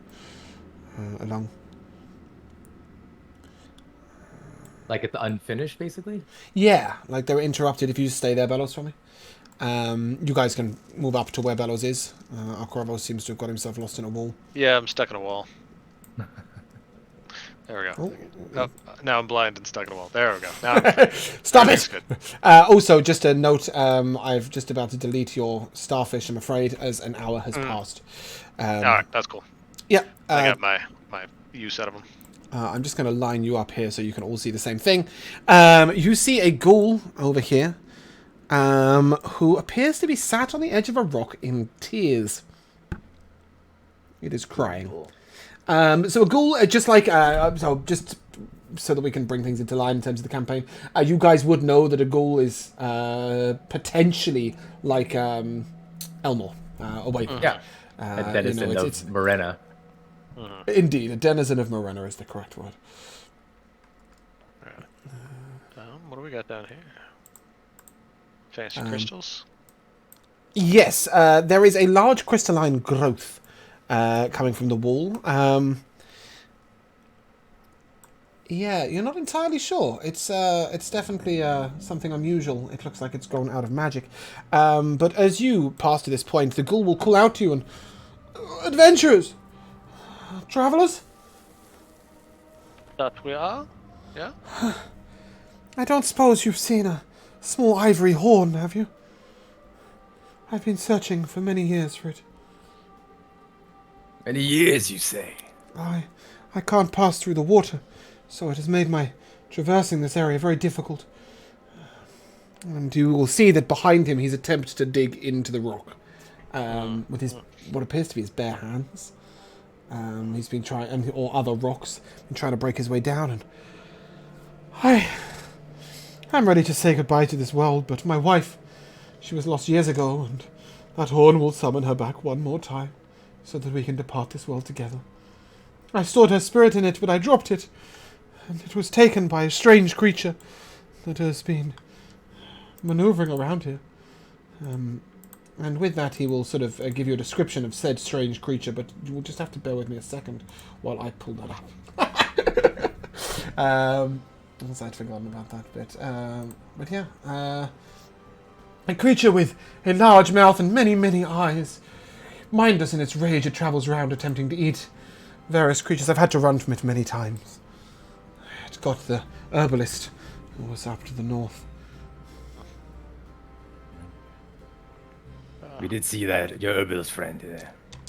Where do you come from, friend? A long time ago, Kalimvar sent a group of us up here. mining expedition. But we lost many on the journey. Oh, Kelly, eh? Indeed. We lost many on the journey, my wife included. It was doomed. Well, I'll tell you. Sorry, go ahead. If we encounter this creature and find this horn, we will let you know. We will return to you. Go ahead and make a deception check. I know we have a ivory horn. I wasn't sure. He will have described the horn in detail. If he described it in detail, and I know we it is actually precisely have the horn you are holding. Oh, okay. Okay. Hence Well, the when you were kind of deception beating check. around and talked about like a money-eyed creature, I'm like, we didn't. No. He's talking about. He's warned you of a many-eyed creature that is in That this happens area. to also be somewhere around. I think okay. actually, Arkorovos, you can see the creature from where you're standing. Can you see this? Yeah, you can actually see the creature right now as it's making its patrol. I was too zoomed in. Yeah. Yeah, no, you're fine. Okay. So yeah, that's that creature over there. You're holding the horn. Okay. Yeah. If he described it in detail, then. Yeah. I can't imagine there will be any harm in letting him use the horn.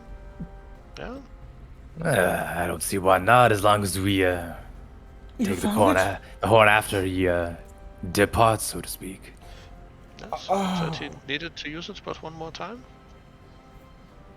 Well, is this the horn you're looking for, friend? And I'll hold it out. Oh my. Well, that's Lonica, and he begins to sort of stroke it. Well, friends, I shall leave this horn in your possession afterwards. Although it may call to one silently from across a distance, it may also store a soul, which can be called back once every 7 days. And this will call my Lonica. And with that, he will, if you don't mind, blow his horn. Toot toot. I'm gonna jam with him as he's blowing the horn as well. Give him a little a little melody to solo too, perhaps. Up, yeah. Yeah. And indeed, it summons Lonica. Lonica is hideously ugly, by the way. She is purple. She sort of has her arms sort of like this, and almost walks almost on all fours. She's so stooped over. Her head is twisted at one angle, and she's got this sort of muscle still remaining all over her body, despite the fact she has no skin. Vile, purplish creature, as you see. And immediately they embrace each other. And Baraka says, "It is time, my love. It has been so long. Let us depart this world together." And as he embraces her, he simply wills them both into the fugue plane. And they will depart. He looks at you one last time. And thank you, friends. Farewell. Farewell. He gone. So now the horn sort of clatters to the ground. You can pick it back up. So it will still do everything a Horn of Silent Alarm does. But should you kill a creature, it must be a humanoid. That's just mechanically how it works. You can then store its soul inside there, and then once every 7 days you can recall the soul. Doesn't say that the soul will necessarily be particularly nice to you. I was gonna say, are they aware that they're now a soul? Oh yeah, trapped in the fucking 100%, horn? 100%. So it might not be best to trap the boss that nearly kills you in it, but you'll never want to blow it again. But perhaps if we lose a friend along the way, or I don't know, or if we need to trap a boss in it. Yeah, or perhaps our Mantra him Korobos every week to make fun of him. eat someone Shove him back particularly in the horn. tasty. Regardless, you will have noticed this crystalline structure without going much closer. What the fuck? Sorry, I don't know if that came on the screen. It didn't come on the screen. I nearly summoned a huge gargoyle. Josh, should I know something about what you've sent me? For Mage Hand.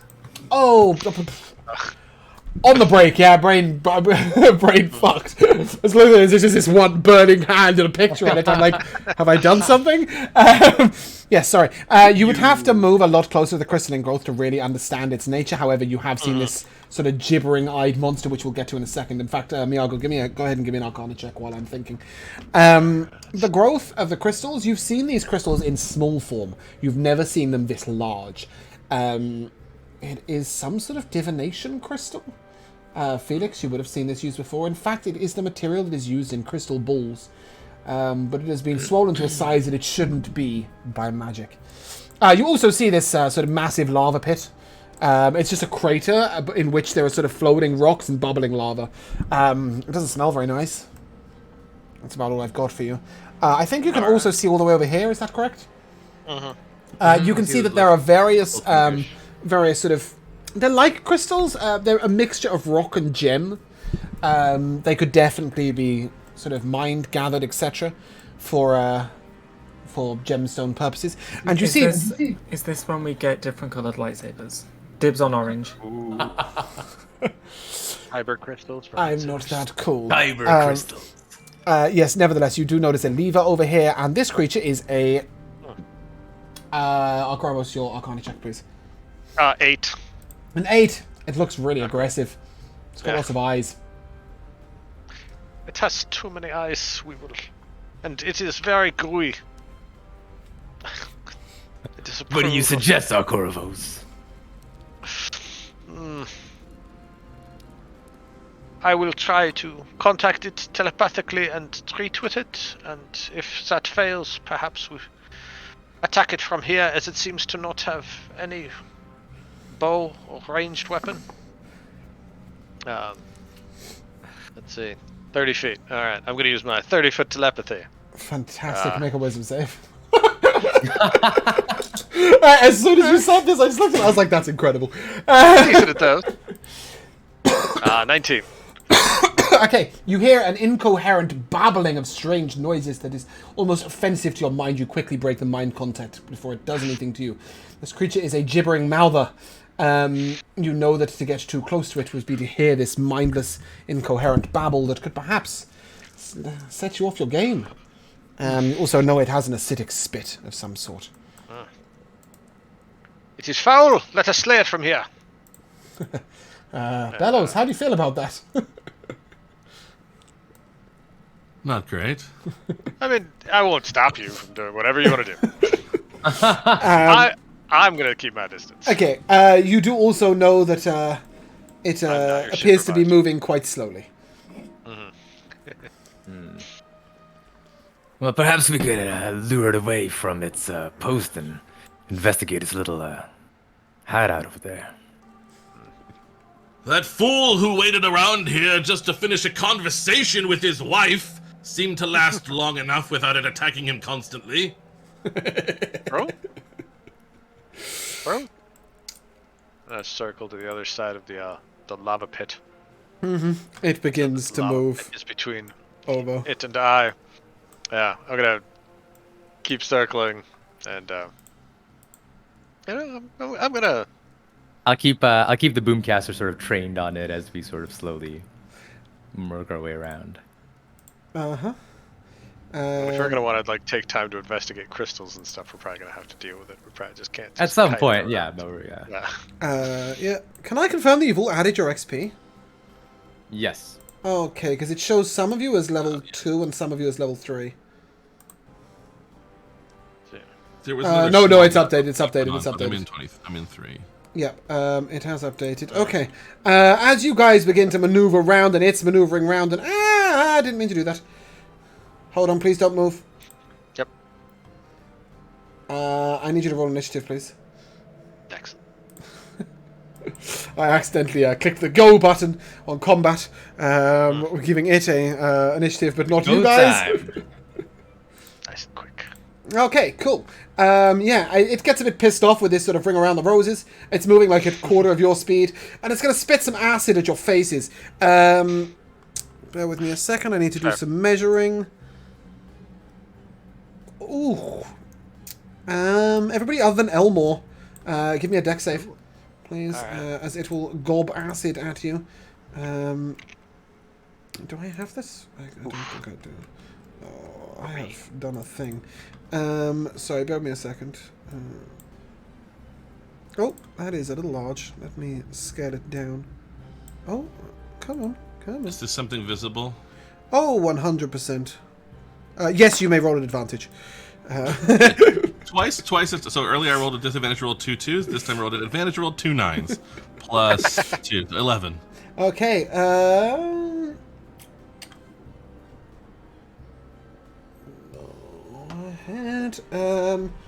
Sorry, I need to do a little rolling here. Did anybody get above a 15? Nope. No. Felix? Felix? No, I'm shaking my head. Okay, sorry, yeah, I can't see that while I'm looking at 10 other things. That is a 6, a 1, and a 3.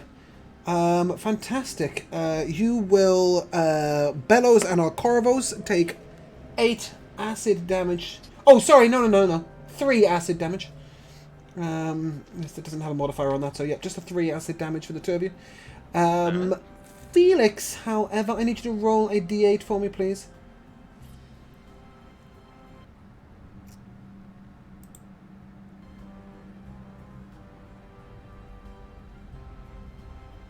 Five. 5. Your stomach is overcome with nausea. You're really struggling to concentrate or think as your mind feels almost infected. You'll find out what that does on your next turn. Corvos, you're up. Alright. I am going to just fire off my meta-creative ray. Mm-hmm. See, it Sorry, will I don't know be... why the music hasn't changed. I did click go. Let's see here. An AC of 14. Sorry, too many clickings. Go! Yes, a 14 will hit. Alright. And it will deal 7. Whatever number 5 is. Cold damage. 7 cold As damage. I- Nice. A little prism and pew, little ray shoots out of it. Okay, cool. Felix. Oh, sorry. Any bonus action, movement, etc.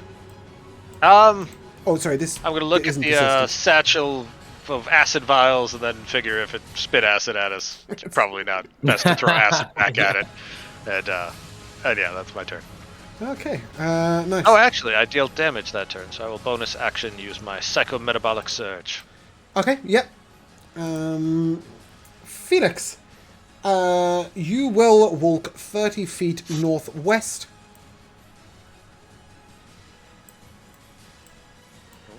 And take no action or bonus action, and then you may give me a wisdom save.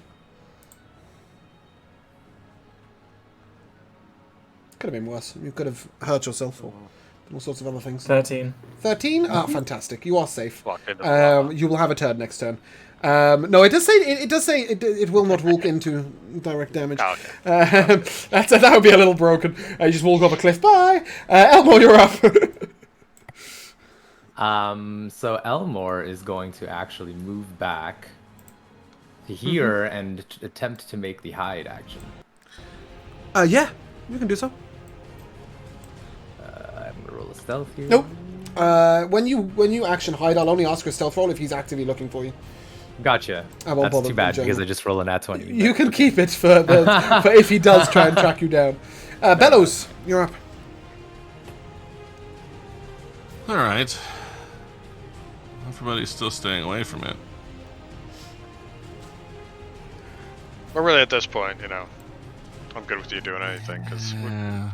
if we kite it, it lobs acid at us. That doesn't do us any good either. I'm really Yeah, sorry, guys. Give me a second. I'm gonna refresh Roll 20 because my music is cutting in and out, in and out, in and out, in and out, and it's driving me nuts.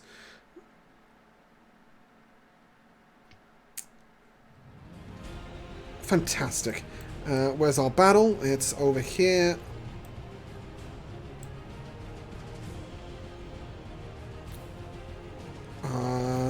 Okay, that all went well, except I've lost our Kodev. Oh, he's down there. I see. Great. Yeah, sorry. Bellows, carry on. Maybe if I'm not close to it for too long. And I will clank at my weird brassy boots, and steam begins to sort of hiss out of them, and that is a rage for me, and it also allows me to dash and things. So I will run all the way up to it. Yep. 15, 20, 25, 30. I will whack it recklessly, if I may. Yeah. Oh boy. Great. Sorry, remind me rolls what you're today. swinging. My crazy spanner of crushing. Bludgeoning damage. It's a maul, yeah, it's bludgeoning Cool. damage. Yeah, bludgeoning damage. Okay, that's But fine. probably not with a 12. 12 will hit. Ah, well, that's wonderful. Ball of goo. That's, Oh no. Okay. Sorry, sorry guys. Bear with me a second. Ah! Whoa. It's alright. It's alright. We're coming straight back. Back. Okay. Yeah, everything's breaking over here. Don't worry about it. You guys carry on. What was the damage, please? 11 crushing damage. Okay, and you notice that as it's bludgeoning damage, the creature's skin sort of blobs inwards and outwards. You definitely know that you've done a lot more than you would have done with a different sort of weapon. Wonderful. That's what we want to And see. I will just keep right on moving. This is sort of a whirling swing with the giant wrench as I slide by, blasting forward with the little puffs of air from my boots, and I will continue another. And by that mechanic, you take an opportunity attack, correct? Yes, but at disadvantage. Oh, you do take an opportunity attack, but at disadvantage. That's part of That's the really cool. eagle. Well, originally eagle totem. Yeah, no, that's an 8. Cool. Nice. It would have been 8 even if it rolled straight. Bells, does that conclude your turn? It does, except I'd like to know if there's anything weird about whatever I'm sitting next to. That's a lever. Okay. Oh right, It yeah, looks you mentioned that leverish. before. I just didn't see it Yes. before. I'm really sorry. We're going to sort of focus on the battle down here. Felix and Elmo, you're just making really good stealth checks over there, as not Yep. even the stream can see you. Yeah. The Mouther will move its 10 feet towards Bellows, and it will spit at you. Go ahead and make a dex save. Okay. 21. Yeah, cool. You dodge it, and that'll conclude its turn. Akoribos! Alright. Fire off another Metacreative Ray. Mm-hmm. AC 25. That'll hit. Alright. There we go. Oh, 9, and gotta figure out what kind of damage. There we go. 4 is poison. 9 poison damage. Nope. Yeah, Nada. thinking poison was Absolute the best nada. to shoot at it, but I don't get a choice. So. No, absolutely nada. Felix, it's your turn. Okie dokie. I'm gonna get back into the fight. Yeah.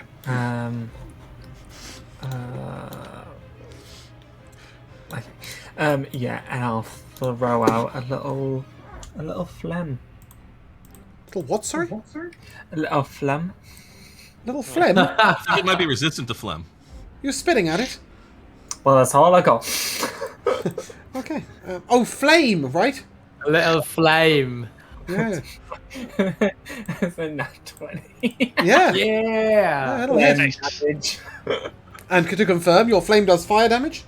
It does. As this sizzles into it, you notice that Very bad it breath. seems incredibly effective. Ooh. Go ahead and give me your damage. Honestly, I had so much fun mucking about with Fucking this. awful. That's 7 fire damage. Yeah, well, not when doubled, it's not. The creature is wounded. I had so much fun making this because I know that like some of our players know monsters quite well. So almost everything I just played about with a bit. And this creature has a resistance, vulnerability, immunity, or susceptibility to every single damage type in the game. I was just like, that sounds like fun. Felix, does that conclude your turn? How close are you? 25. Where's my ruler tool gone? I've got no ruler anymore. Okay. It's not very nice. It's just spontaneously vanished. I told you 25. Yeah, no, but the ruler tool has just disappeared from me on Roll 20. Oh, that happens to me sometimes. Actually, cool. you just restart it. Yeah, it's not so cool when I'm streaming it, though. Yeah, cool. Elmore. It is you. Ooh, well, I will, from my hidden vantage point, take a shot at this creature. Yep. At advantage, I think. Yeah, definitely at advantage. That is correct. You deal piercing damage, correct? I do deal piercing damage. Nice. That'll be 16 To hit. to hit, yeah. Yeah, nice. That'll hit. And we will roll piercing.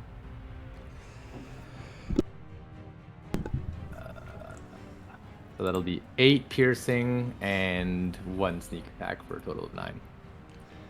8 piercing, 1 sneak attack, total of 9, double to 18. As you notice, these bullets sort of go almost all the way through it. It is riddled with holes. It is severely the wounded. Does that conclude your turn? It does. Beddoes! Yeah, barely sort of stopping to sort of sputter off the wall over there and rush back the opposite direction, blasting it as he goes. Let's just get there. Stop. Roll. Recklessly. 21 to hit. Oh, that'll hit. Bludgeon away. Yeah, so that is same as last time, 11 bludgeoning damage. Oh, here's how it looks. Please describe its demise. Ugh. Ah, yes. So as I come by, it's almost like I sort of really got these puffs and kind of almost do kind of a half flip up through the air and just crush down on it with this huge, enormous wrench. And just like I hold by the ring end and hit it with the open box end. And so it's sort of like almost gets like kind of stuck in the mush of this guy as it just sort of splitters out and becomes more of a puddle, I imagine. Nice. Indeed it does. It is splattered upon the ground. And it is dead. Obviously revealing that the lever is free to use if you wish. Shall I throw the lever? Just before you do, you find it was holding a grand total of 73 XP each. Oh. Most important. Oh no. You alright? Yeah. Sorry. Broke it, did you? Yeah. 73? Yes, 73 XP each. And Arcorivos, you will notice that should you be in need of powdered gemstones, this would be an ideal place to collect them. You may add 5 powdered gemstones to the collective inventory. Powdered gemstone. Yeah, they're typically used in spells such as Mystical Array, which requires them even if you have a spell focus. Forgot to mention that when you took the spell. So I let you guys it the first time, but yeah, in general, you will need to use one.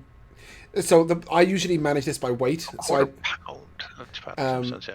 yeah, so I would normally just sort of add 0.5 pounds worth of. And then I think it's 0.1 pound a use, right? Or is it 0.25? 0.25. That's really annoying because you can only add them in 0.1. So go ahead and add. Yeah, you can take them off in 0.5s, I guess, can't you? So yeah, absolutely fine.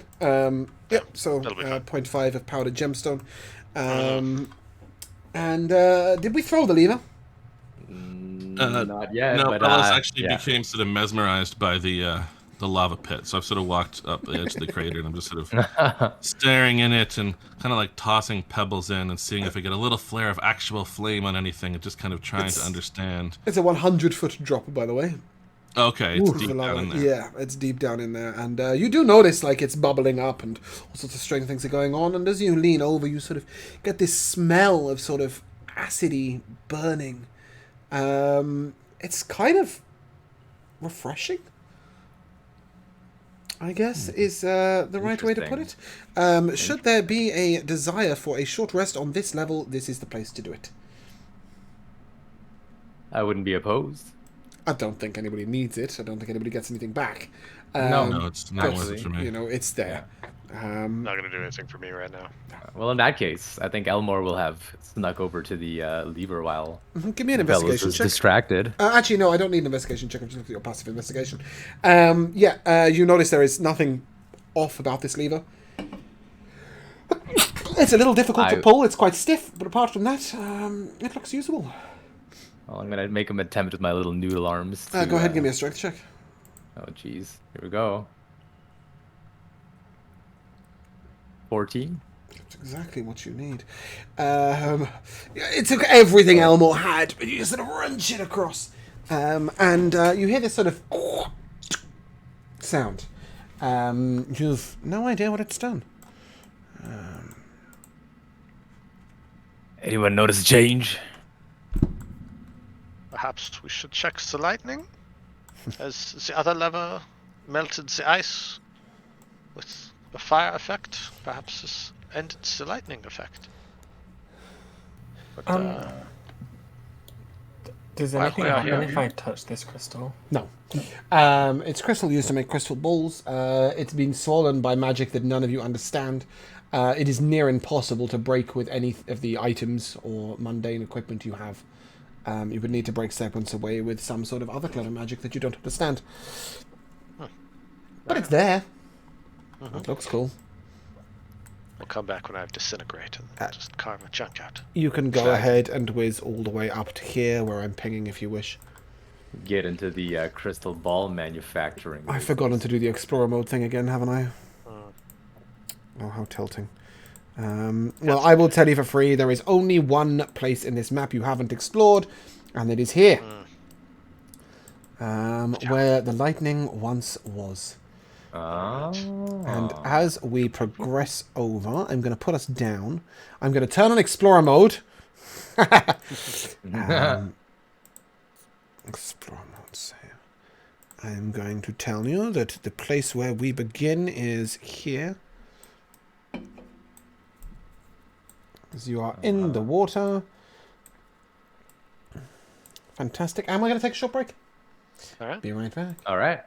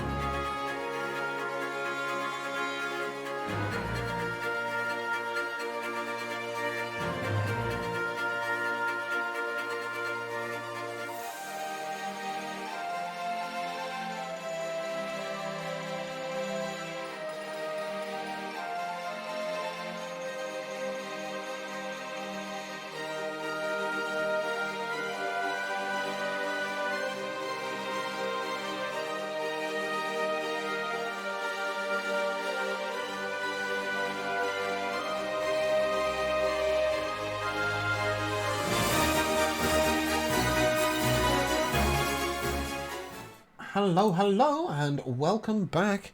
Sound check, sound check. Testing. Hello. Oh, great. Okay, we do have some players. That's good. It's just we don't have any music right now, do we? That's why it's not coming through. Well, that took a fucking turn. So we have found ourselves in a strange place. As you move in, yes, a thing. This is really niche, actually. I think it's probably Elmore that's noticed this as he's walking along the bottom of the water, and he has noticed that there is a pearl at the bottom of the water. Ooh, a pearl. Yes, a pearl. A single pearl that is glowing. However, as you take that, I will describe the area for you before we move straight into somebody else's stuff. First of all, on an island, there is a gentleman kneeling at the very center in front of what appears to be a black and white light. I think you can see this far, right? Yep. Cool. You see a glowing blue crystal within the water that is large and appears to be emitting pulsing blue lights. Over here, you see some crates and other shit. It's very exciting. The water in here glows far more intensely than previous waters glowed. As, however, we move in here, immediately, Felix, you feel a lurch as if the ground beneath you has dropped out from under your feet. And you see that this is exactly where your vision was. It's really quiet, isn't it? There we go. You remember from your vision that it was to the southeast of the island that you had seen this body reaching out, and in fact, you glance over there and you think you see something bobbing in the water, the other side of the island. Oh, bitch, I'm swimming over there. Yeah, you can go immediately. And although you step onto the island, you can all go and put yourself at the center island if you don't mind. As you step onto the island, the man who is kneeling makes no movement and no sound. As Felix moves over, he sees sort of purple in the face floating at the top of the water. A woman with orange hair. She is dead from asphyxiation. She has most definitely suffocated. And hanging around her neck is a necklace that matches yours, with an eye around the neck. Yeah, he's kind of like on his knees, like trying to drag her body onto the shore.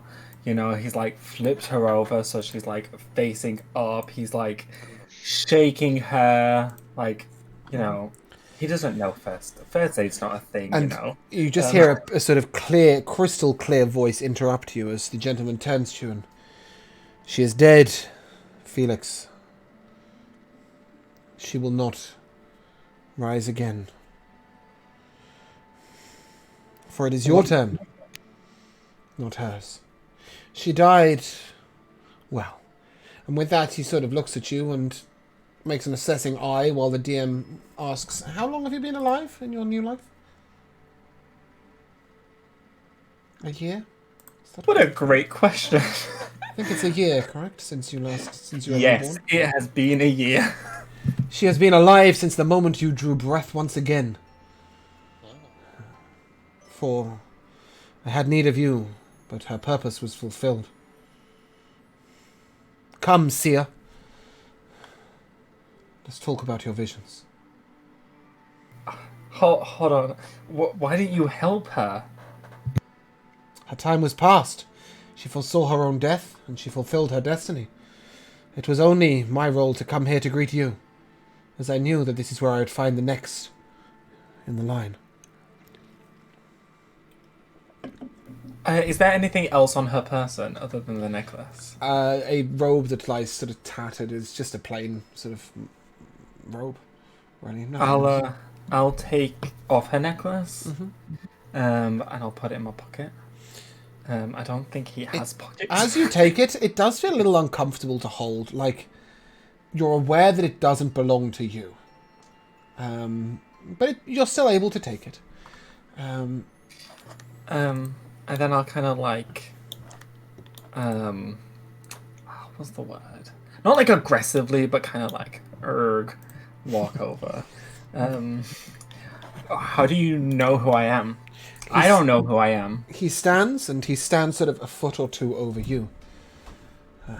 And he says, Felix Nuri, descendant of once long ago dragon-blessed line.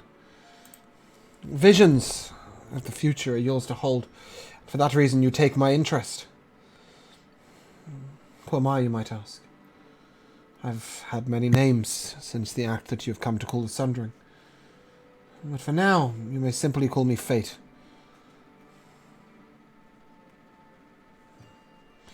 I attempt to weave strands and understand what comes to be in the future.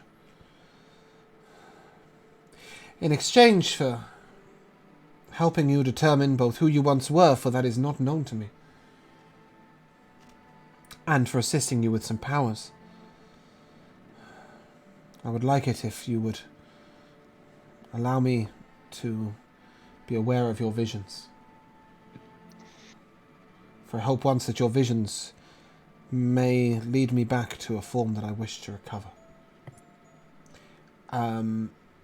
At this point, just our Corvos, make an insight check, please. Ooh, insight. Ooh, 5. 5? Yeah, there's a sort of strange power emanating from this man that you're all feeling. Corvos perhaps has felt this before, but he can't recall when from. Yeah. And then Felix, he speaks directly into your mind. We can serve each other, you know.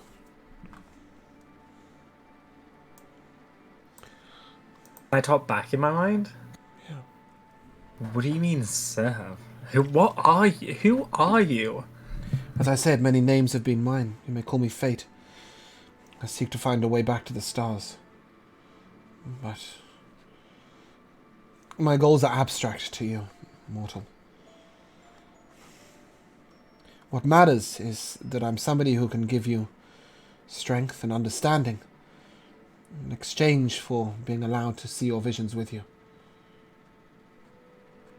How will my visions help you? I can't even control them. No, but they are an anomaly that is perhaps misunderstood. And as he gestures over, he says, Garisha over there was a seer too. She had no control over her visions. But she saw you and I here. She saw certain other things that have helped me in the past. I'm seeking a path, Felix. That is all you need to know. I will not put you in danger nor ask you to do anything other than continue your existence with perhaps a little more understanding than you previously had. And can you help me find out who I was? Perhaps. Though the past is not normally my domain to mess with. But I can guide you to some people who may assist. Deal. And with that you may take the minor pact feature. So you are now making a pact with somebody who you have come to know as Fate. However, he will also place in your hands a strange deck of cards. Yeah, they're on a shelf somewhere. There you go. And he will just say, these may help you read the fates more directly by choice. One of the names I once had was the Master of Tarot. Perhaps you may become a master yourself. Understanding the weave of that which is in front of us is a difficult thing. But we can each make our attempt. And with that, he'll then speak out loud. He looks over to you all and... I'm sorry, a strange meeting for us all. Perhaps in some ways you were guided here. I apologize for what influence I have put on that path, but... And then he gestures behind him. And, you will there find exactly what you came for. So he sort of gestures towards the crystal over here.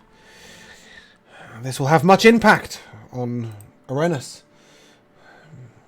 And perhaps on your wallets, mercenaries.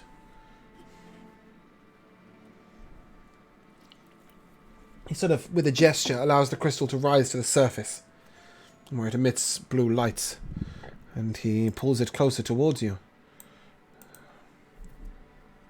before placing it upon the shore.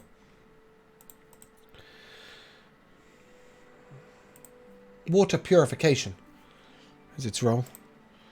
Indeed, it has kept the waters here crystal clear for many, many years. Anything beyond immersing the crystal in the water required for it to function correctly? Not as far as I know, though. I believe Governor Calphorus will enlist others who may be able to replicate this magic and expand it in other ways. That is why he wants to study it. This is good. Yeah. So while it was still in the water, because after finding out that Felix didn't seem to be in immediate danger, Bellos lost interest pretty quickly. I was over. So with Shapewater, I can change the opacity of sections of water, and trying to see if it cleared up that magical darkening of the water, or if it was only like silted. Okay.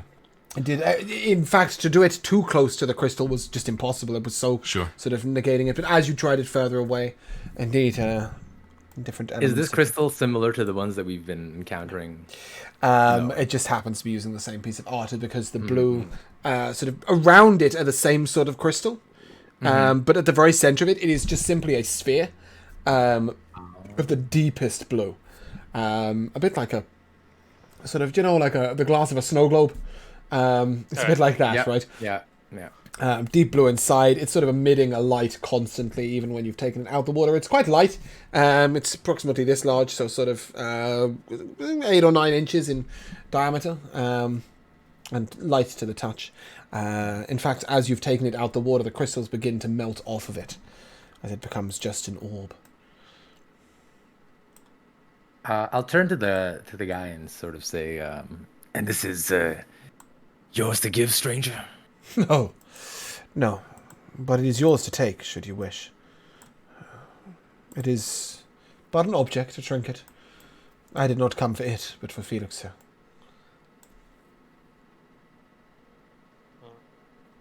Fair enough. Can I, pick it up? Is it, floating? Is it on the ground? No, it was, he's placed it upon the ground, but you can pick it up. It weighs a couple of pounds. It's very light. And he looks to you as you do so. Elmore King, right? It is within your future to bring a form of music to various different cities and towns. It is anyone's judgment whether that is a good thing. So you've heard of me? No, but I've seen you in the threads of the future. Interesting. And with that, he sort of looks over at Bellows, shakes his head once, like it's nothing, sort of, there's nothing to be said between the two of them, and then looks over to Arkorivos and says, Perdition! You should visit. I will take it under advisement. And with that, he turns to Felix, and I think I'll take my leave.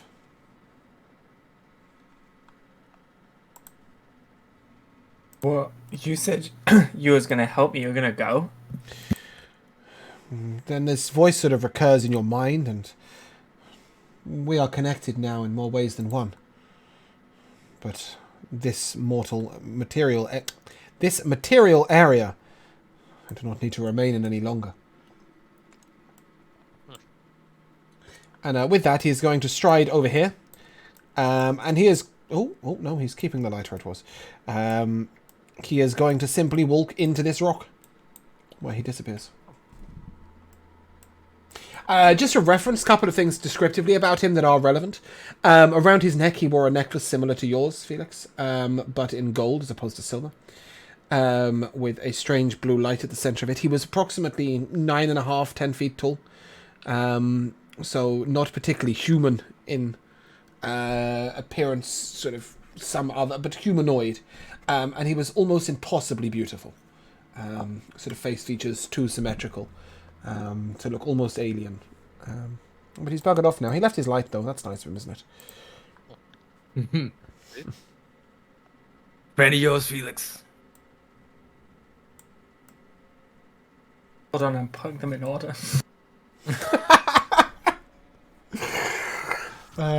Just like a weirdo like that to walk off into the rock. He was a strange one. This crystal's definitely quite powerful. Indeed. Indeed, and worth a pretty penny, I think. Akorovos, you said? Oh, that creature was of enormous power as well. But yes, perhaps we see what else we can find among the crates and the cave, and I think then we are done here. Just a reference, it looks like this might be a path. Oh, okay. Well, never mind. You also see a little path sort of over here, a little I path see. sort of over there, and over there, and of course the crates up the top left. You can go to the crates first, as you know that that's a dead end, and you can go and have a little look. Yeah, within here you see 20 crossbow bolts, some rotted clothing, and one pristine cloak with beautiful silver filigree all the way down it. It emits a sort of aura about it, and is impossibly sort of dry and almost like an oil skin to touch, like it almost repulses water. Elmo, you've seen one of these before, or a few of these before. They were given to certain skeletons who were extracting, what do you call it? I don't know what you call it when you get rid of river, but sort of like when you redirect it, when you move it around. Okay, yeah. So when the river was turned into a canal by the skeletons, like it was sort of redirected, those that had to work under the water were given these cloaks. These are cloaks of the manta ray. There's only one of them, but yes, it is there.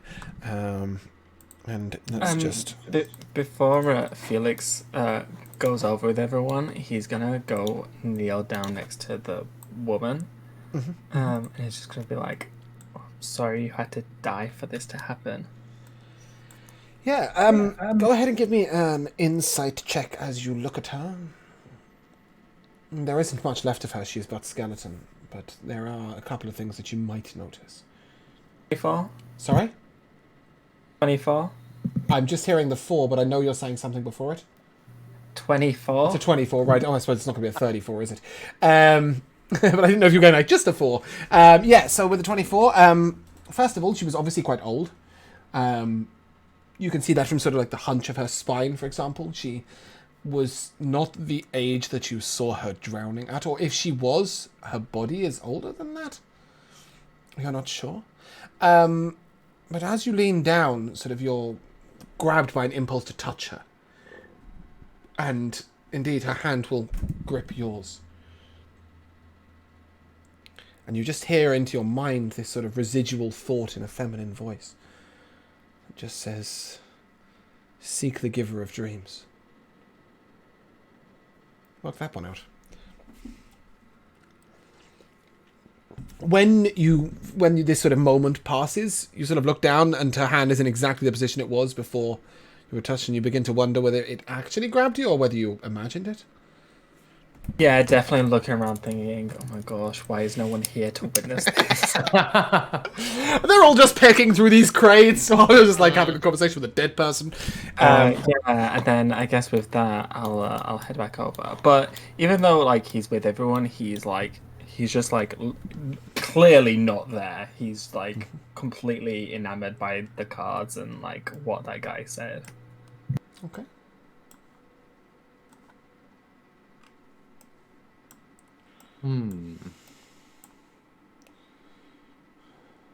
I think that for the time being, Elmore will put the cloak around his shoulders. All right. Nice. Cool. Reminds him of home a little, Oh, we picked this up. Let's delete that. We're definitely not leaving that here, are we? It's why we came. Be 60 feet. Zip around like an eel. Yeah, Exactly. it's pretty cool. No, I'm not. I'm not sure which one of you will end up wearing it, but right now it seems thematic. Yeah. Go ahead, keep exploring. Again, this is just excavated stone where there appears to be some sort of iron deposit. You see the same sort of copper deposit rocks pulled to the side. And another huge iron excavation. This water here is almost silver in colour. And at the bottom you see that the rocks contain minerals. You can surmise that this rock has been excavated from this spot. And it could continue to do so. Obviously, Bellows, you see that there's a part. Oh, okay. Yeah, that's all right. No, that's great. You see a chest that's open at the end of the. Oh, perfect. At the end of the path. No, I'm gonna walk down that way anyway, just because it looked like I wasn't sure if it was actually a path or whether it was just a texture of the stone, so that's why I shot my character over there. There appears to be nothing in the chest. It appears to have been looted. It is empty. Tall guy stealing all our loot. Well, not only that, but this is like a proper worked chest. It's really it's stone. It's beautifully made and left open, almost like it's there for things to be stored in. And indeed, you see another one of them down here, Corivos, that is closed. Oh. It is stone. It's beautifully worked and it has an ornate sort of lock at the center of it. I'm gonna investigate to see if there's any traps.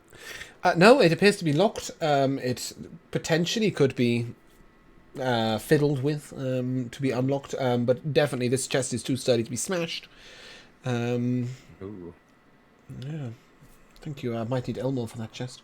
Yeah. I think I'll sneak in here and bend down and see what I can do. Yep, Dex check proficiency modifier, please. 14. You try your way with it, but it feels quite difficult to get into. Since I'm also learned in Thieves' Tools, can I give him the help action? How would you be assisting? So, well, he knows more about locks than I do, but I'll start talking about where tumblers are and how best to. I'm giving him like intellect, the inner workings anatomy of a lock, and yeah. how the lockpick actually is working by pushing up tumblers and in the barrel so that the barrel can rotate and things like I'm actually explaining to him how to do what he's doing. I love the idea that sort of, if anything, you're just giving him a visual picture, right, of what he's doing. Go ahead and give me a second roll and see if you can beat your previous one. I hope so. No, I cannot. No. Okay. It appears to still be locked. Cool. So, just to remind you, it's really weird how Roll20 works. So, there is a path over here. I know that your vision is strangely blocked down there. But if you want to make your way over there, I can at least tell you something about it. Okay. Well, I don't want to break my finger, I need these puppies to... It's fair, reasonable. Yeah. Take my... spells. You know what? I'm going to do a goofy-ass spell. So I need to ritual cast this. So he's take 10 gonna minutes. take out his spell book, start reading. Give me a few moments. I'm gonna cast Kimye's Speak with Objects. Mm-hmm. You grant temporary life and sentience to an inanimate object and ask it questions. The animated object is neutral toward you unless you've done something to harm or help it. It can give you information about things that have happened around it and near it. The senses and intelligence of the object are decided by the DM as to what information it can give. You hear this sort of ancient rumbling voice as it sort of... Oh, Why, hello. so long. You have been alone a long time? The dwarves left many years ago. No purpose. My purpose? No. I am here. I have no purpose anymore. Is it because you no longer contain anything? That is not my purpose. My purpose is to store and be... This is going to turn very weird when he says be accessed. I couldn't think of like the least euphemism word I could find for like nobody uses me anymore. We are trying to access you actually right now. I mean, I was a little half in you, so. An ancient key of bronze was made, carried by one Boulder Shoulder, rolled Boulder Shoulder. He stored the gold of the Boulder Shoulder clan inside. A sturdy lock for a great treasure. Perhaps in the dwarven encampment you may find these keys. Is the dwarven encampment near here? You ask like I regularly walk around. Perhaps you have heard people speak of it? The dwarves were here, and now they are not. I don't think a chest has any concept of distance. That's what I've got for you. Yeah, but maybe every time the guy put the key in was like, man, that was a nice 100-yard dash. Or maybe it's like, wow. To the southeast. It was a... Well, finally, after 4 days of travel, I'm back at my chest. You have not a clue, sadly. That's fair. Well, it seems to contain great treasure if we can find the key. Perhaps we seek out this key. I second that.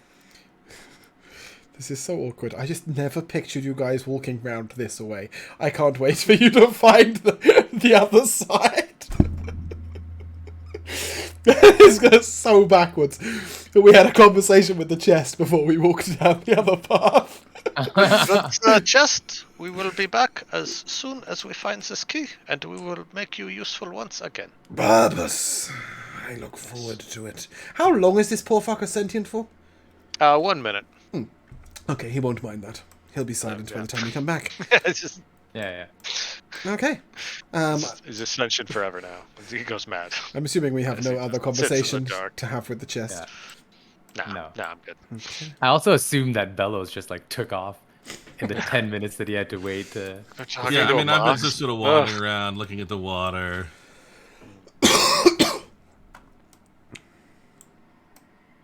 Well, All right, well, we're looking for another path. a bronze key. Mm-hmm.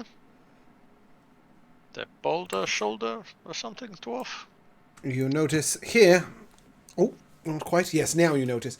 There is a constructed wall built clearly on purpose, upon which hangs a hook, 3 keys, and a plaque. The plaque says, Prosperity Mine, closed by order of Roald Boulder Shoulder. Until further notice. And the year on it depicts a year which is 81 years ago.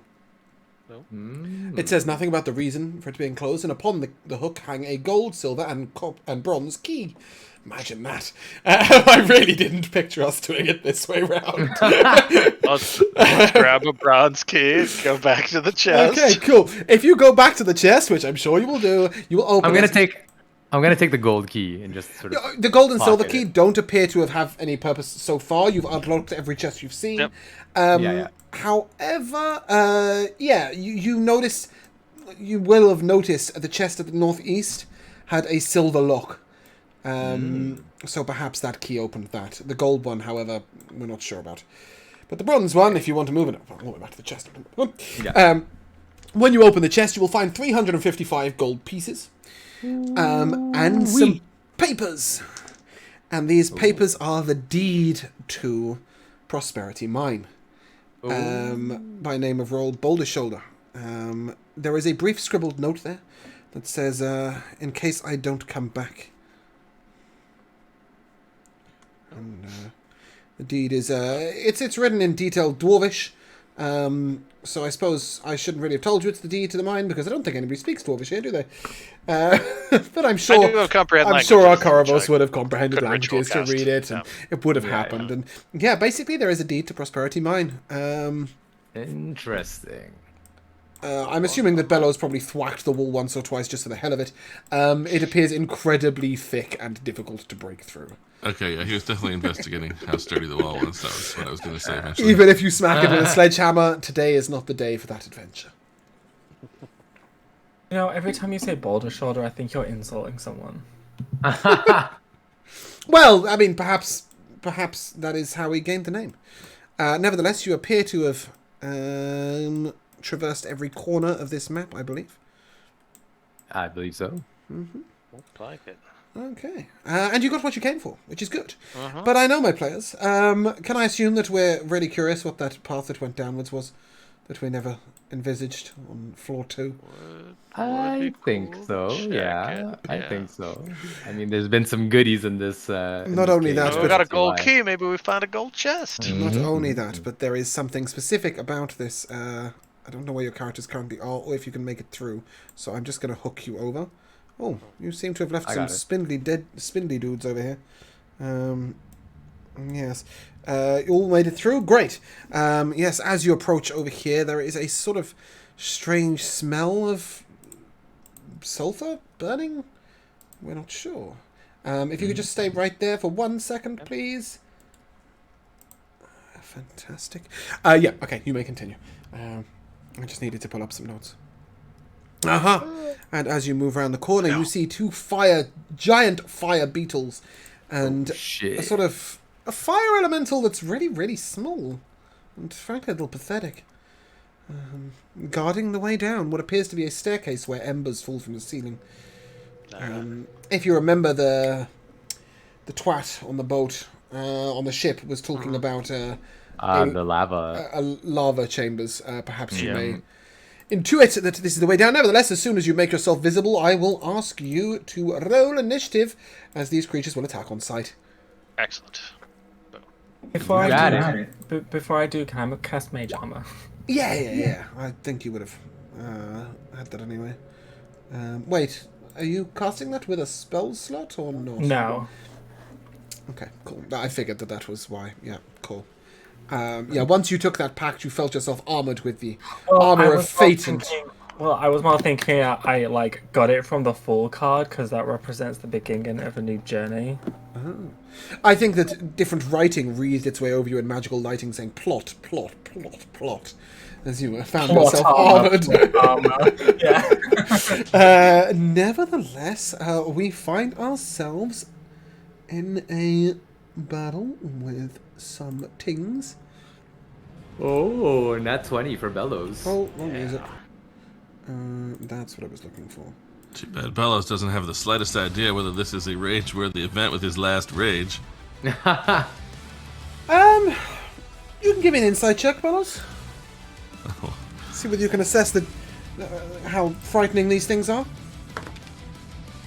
11. 11? The beetles don't look very scary. You're not sure about the fire dude. Yeah. He's probably not too affected by fire damage. You work that one out with 11 insight. Yeah. Bellows, it's your turn. And go ahead and make your first action with advantage. All right. Why not rush up and get in the face of some beetles Sick. and hit one without Heckin' right.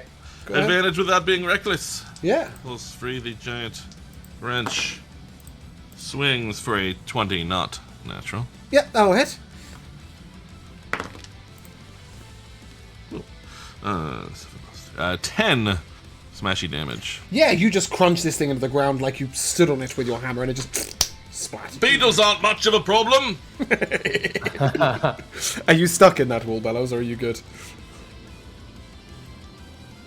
I'm okay. Okay, great, cool. Okay, just checking. I know we've had some issues with that. Cool. Does that include what? Does that include... I think it And your has turn? to, yes. And Yeah, click sick. include Yeah, why not? Elmore. Elmore.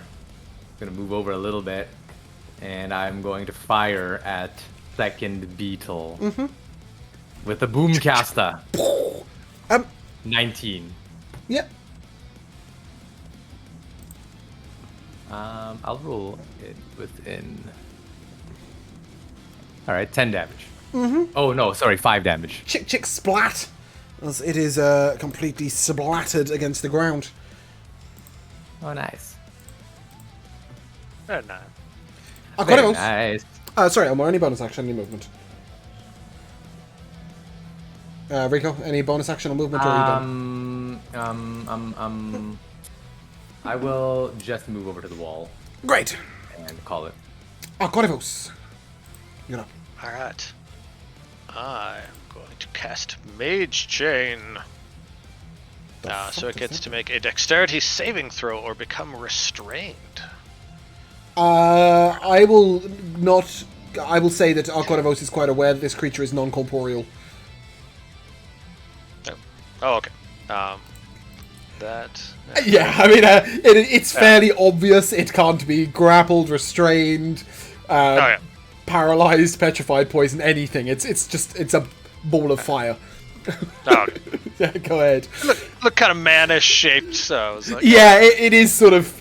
It is a deceptive picture, but no, it is definitely Alright, incorporeal. I'm just gonna shoot my Metacreative Ray then. Great. Go ahead and do some fire damage. There we go. Yeah, well, we'll see. Oh, number 5. What's 5? Cold damage. Sick. That was lucky. Yeah, sorry, that was how much cold damage? 7. You haven't said yet. Okay, it appears to be... I really, every time that you do anything to something that's vulnerable, I just want to do it in the Pokemon voice, it's super effective! But yeah, it appears to have a drastic effect on this poor little fireball. Nice. As it sort of screams out, ow, in Ignan.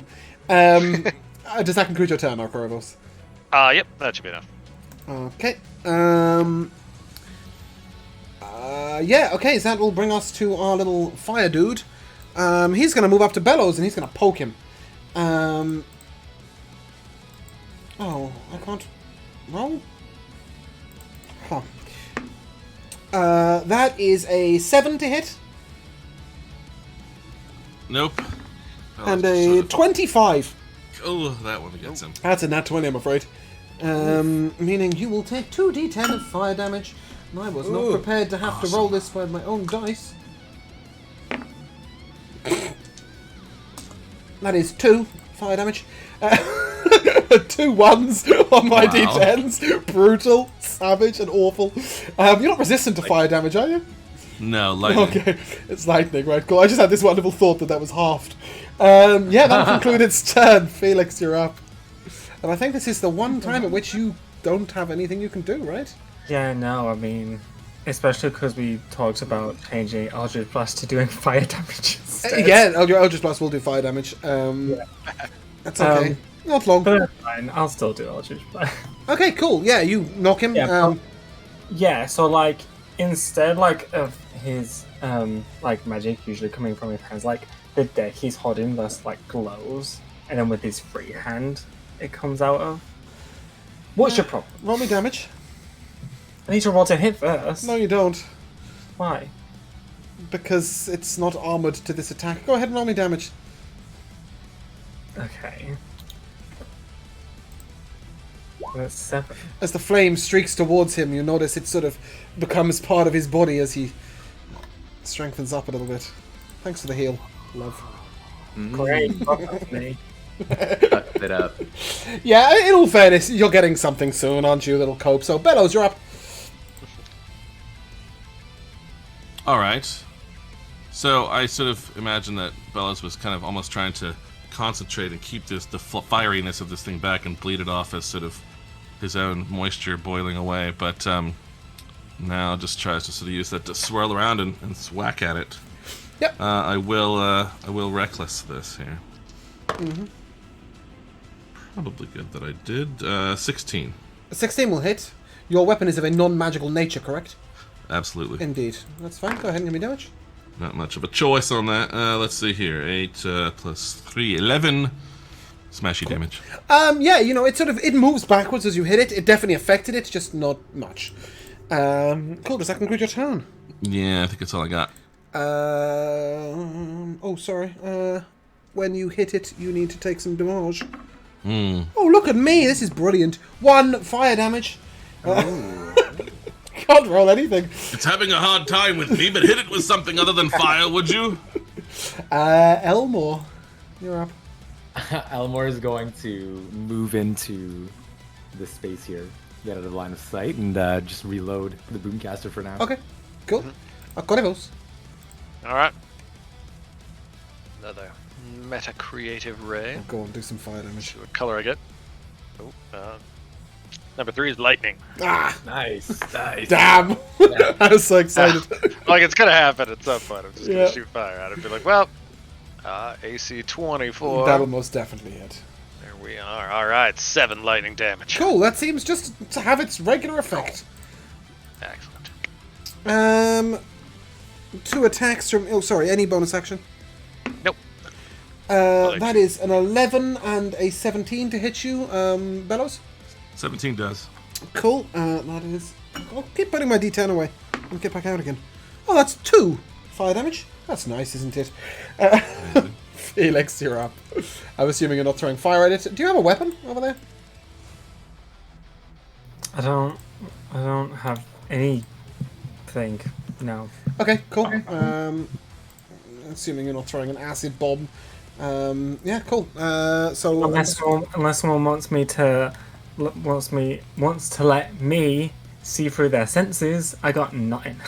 okay, cool. That's fine. We'll just skip over you for now.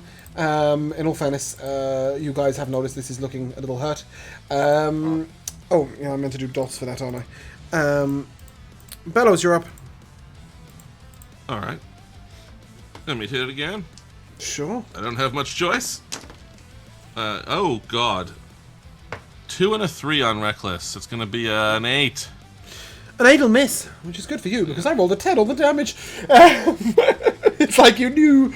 Anything else? No, but keep in mind you do have advantage on me, and I think you didn't take that. Because it's been 2 attacks, right? Or are you just yeah, rolling but the twice? first one was... It's been 2 attacks. The first one was... you had advantage without Reckless, right? The first time, not that second and then time. this and time not he now, rolled so with anyway. advantage. Roll lots yeah. of times when you hit me here in a minute. Cool. Elmore, you're up. Elmore gonna come from behind the wall, and I think I will. There's a beautiful pause there. Yeah. I'll probably lay my boomcaster across our Corvors's shoulders and take another shot at this thing. Pow. Pow! No, that's not gonna hit. No, that's not That'd going be to an hit.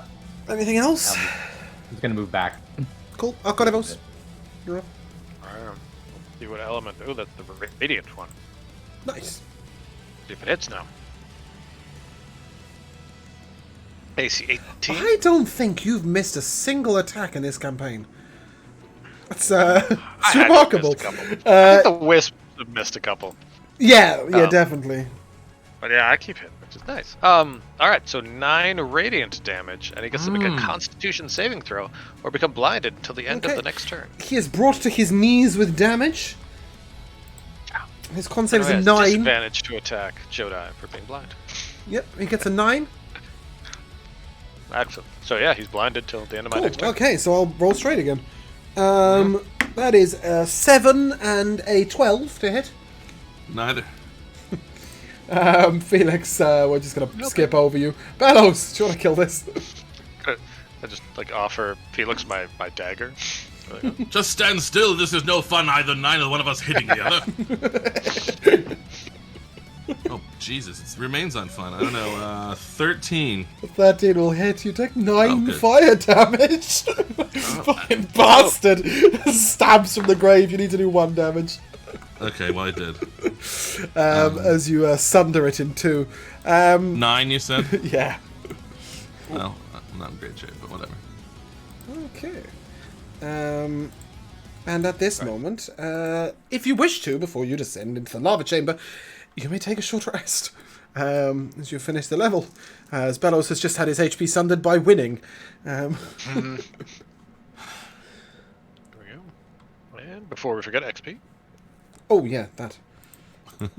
That, indeed. It's all in like 4 days. Oh, I'm really sorry. Or maybe, is that where I want to give you XP? No, okay, I'm going to hold on to the XP for something else in a minute. 118 each.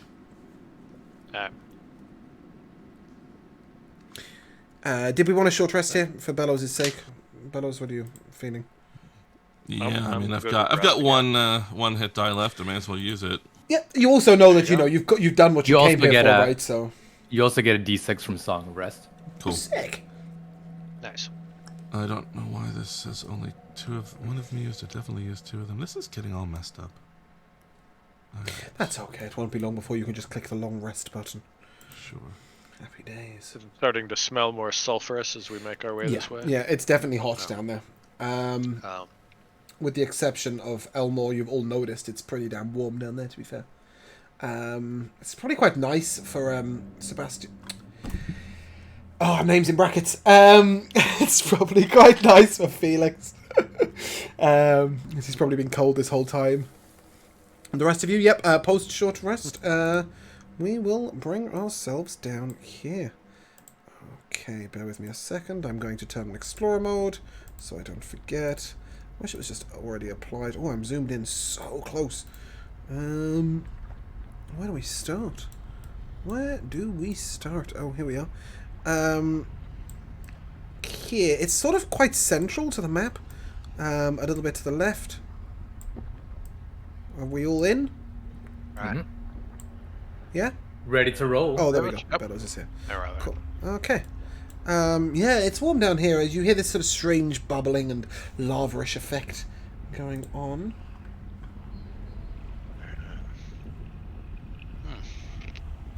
This is becoming quite exciting. Lava. I really want to get a sort of zoomed in view without anything more. Okay. Sorry, just one step back, please, guys. No further than here right now. Sure. As you step down here, Bellows, a perception check, please.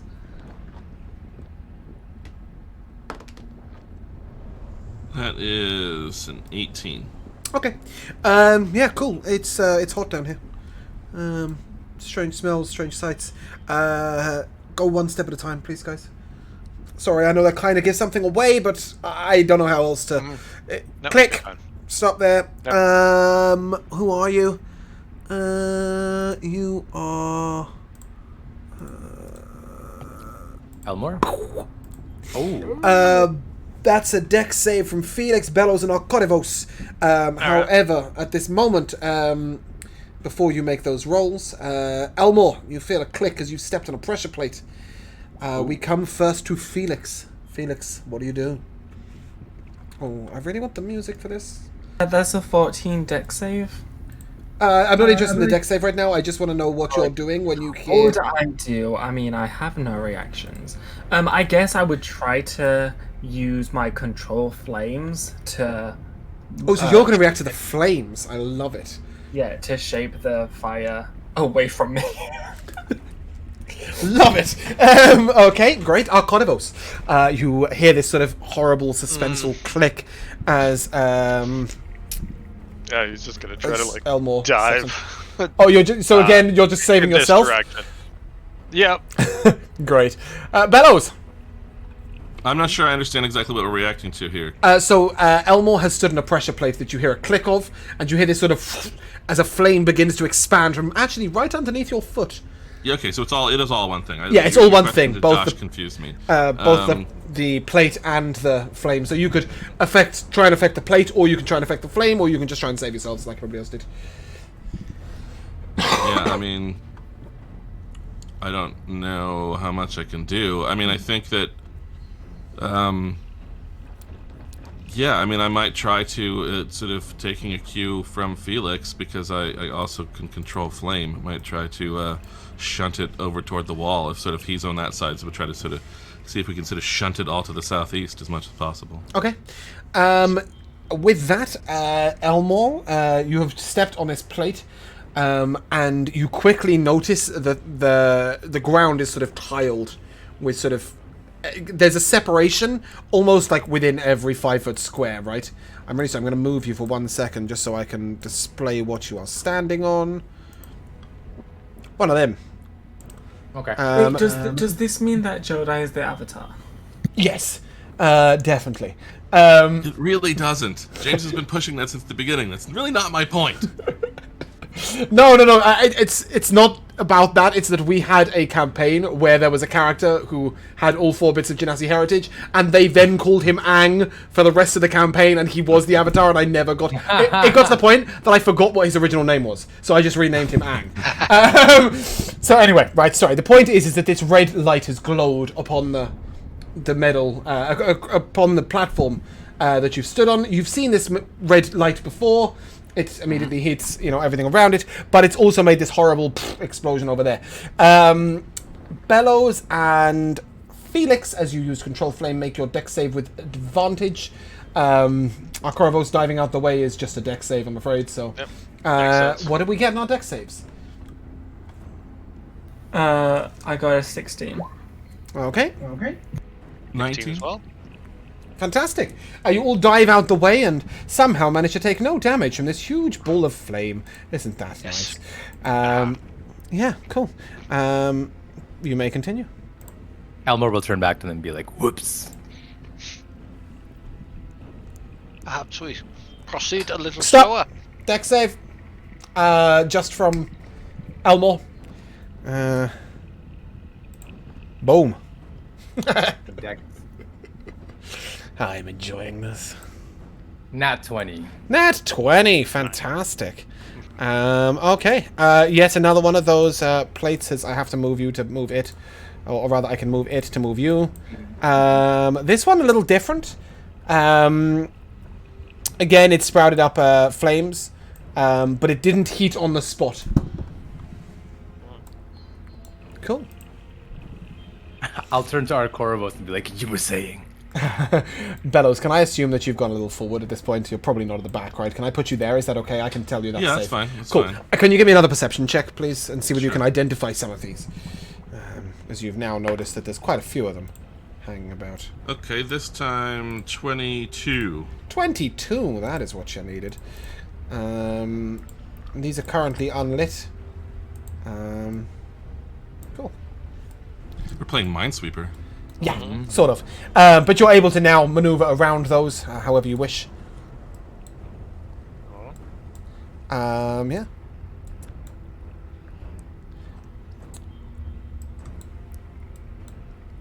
Big red crystal. And some ladies. Ooh. Okay, they're terrifying to look at. Yeah, what are we seeing here? And Okay. it's some nightmare fuel. I'm just gonna say that at this point you have also seen this final one, as you've got quite close to it. There we go. This is why I was holding back, as Felix sort of dodged around in 3 different directions. Right, okay, so down to ahead of you, this appears to have once been a working smithy. Perhaps of dwarven make? You're not sure? Oh, I've still got the trap music on. All that's left now is the rust of old weapons and tools, but you get the impression that if you were to gather all the tools together, you might be able to get a working set of blacksmith's tools out of this, if you wish. looking over here, you see two creatures that have sort of lava for hair and wear these sort of lava braces. And other than that, they look a little bit like children with bright red noses. Their eyes glow dark red, and they look a little fucking creepy. Arkorevos, go ahead and give me a... no, do you know what? I don't think you have a clue what these are. I don't think there's a check worthy of this. I think this is what my sleep paralysis demon looks like. If you wish, you can gather the blacksmith tools from over here. That's absolutely fine. But after that, yeah, they definitely look interested in you. Maybe they're hungry. Yeah, I'll grab a backup set. Yeah, cool. So one set of blacksmith's tools. What do we do about some creatures over there? I mean, perhaps we could fraternize with them. See why they are here, and if they mean us harm, perhaps? I mean, that storm elemental and that mysterious friend of Felix's seem to be quite nice. That's reasonable enough. Why, hello there! Just bear with me a second. I'm trying to find out if they have a language. Yeah, they don't understand you. But they speak back in a language you don't understand. So this maniacal laughter. Do any of us understand? I don't know. Do any of you speak Ignan, the language of flame? Kind of. No, and I decided to take Gnomish instead of Primordial too, so it would have been in. But Primordial, Infernal, and Draconic. Oh, Primordial, you Primordial speaks Aquan, Ignan, and the other ones. So yes, you indeed. You hear it basically laughing to each other as they announce that breakfast is delivering itself. Cool. They're sort of doing this mash it, chop it, stick it on the fire. Sort of like this rhythmic, laughing, demonic talk. Also seem happy and they are singing. They will also advance on you yeah. and draw their maces. Yeah, I'll just say out to the party. They plan on eating us. You can roll initiative. There's no way you get out of this without a fire. It just doesn't make any sense. There shall be no calamari on the menu. I think the worst luck today with the initiative.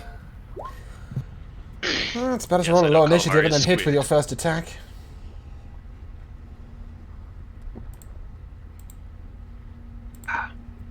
They say bone marrow with a specialty. Whoa.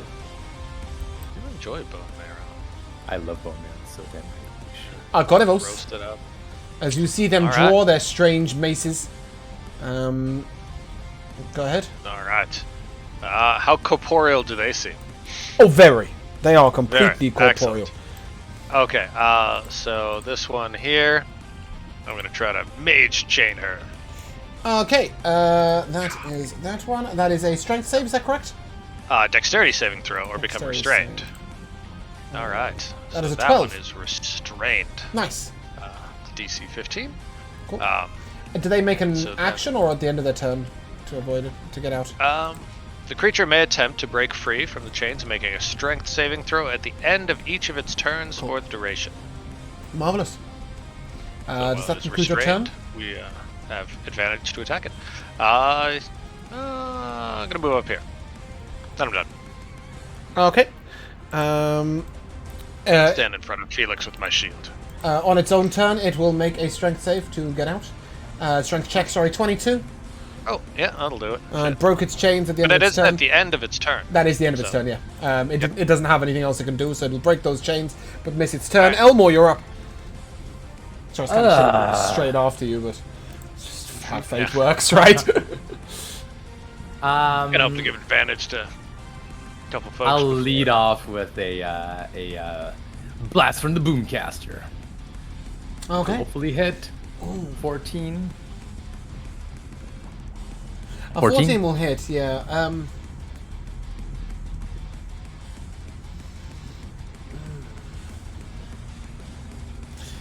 Yeah, I'll take damage. Go ahead. 6. Yep. There's a really weird thing going on here, but I don't know about it.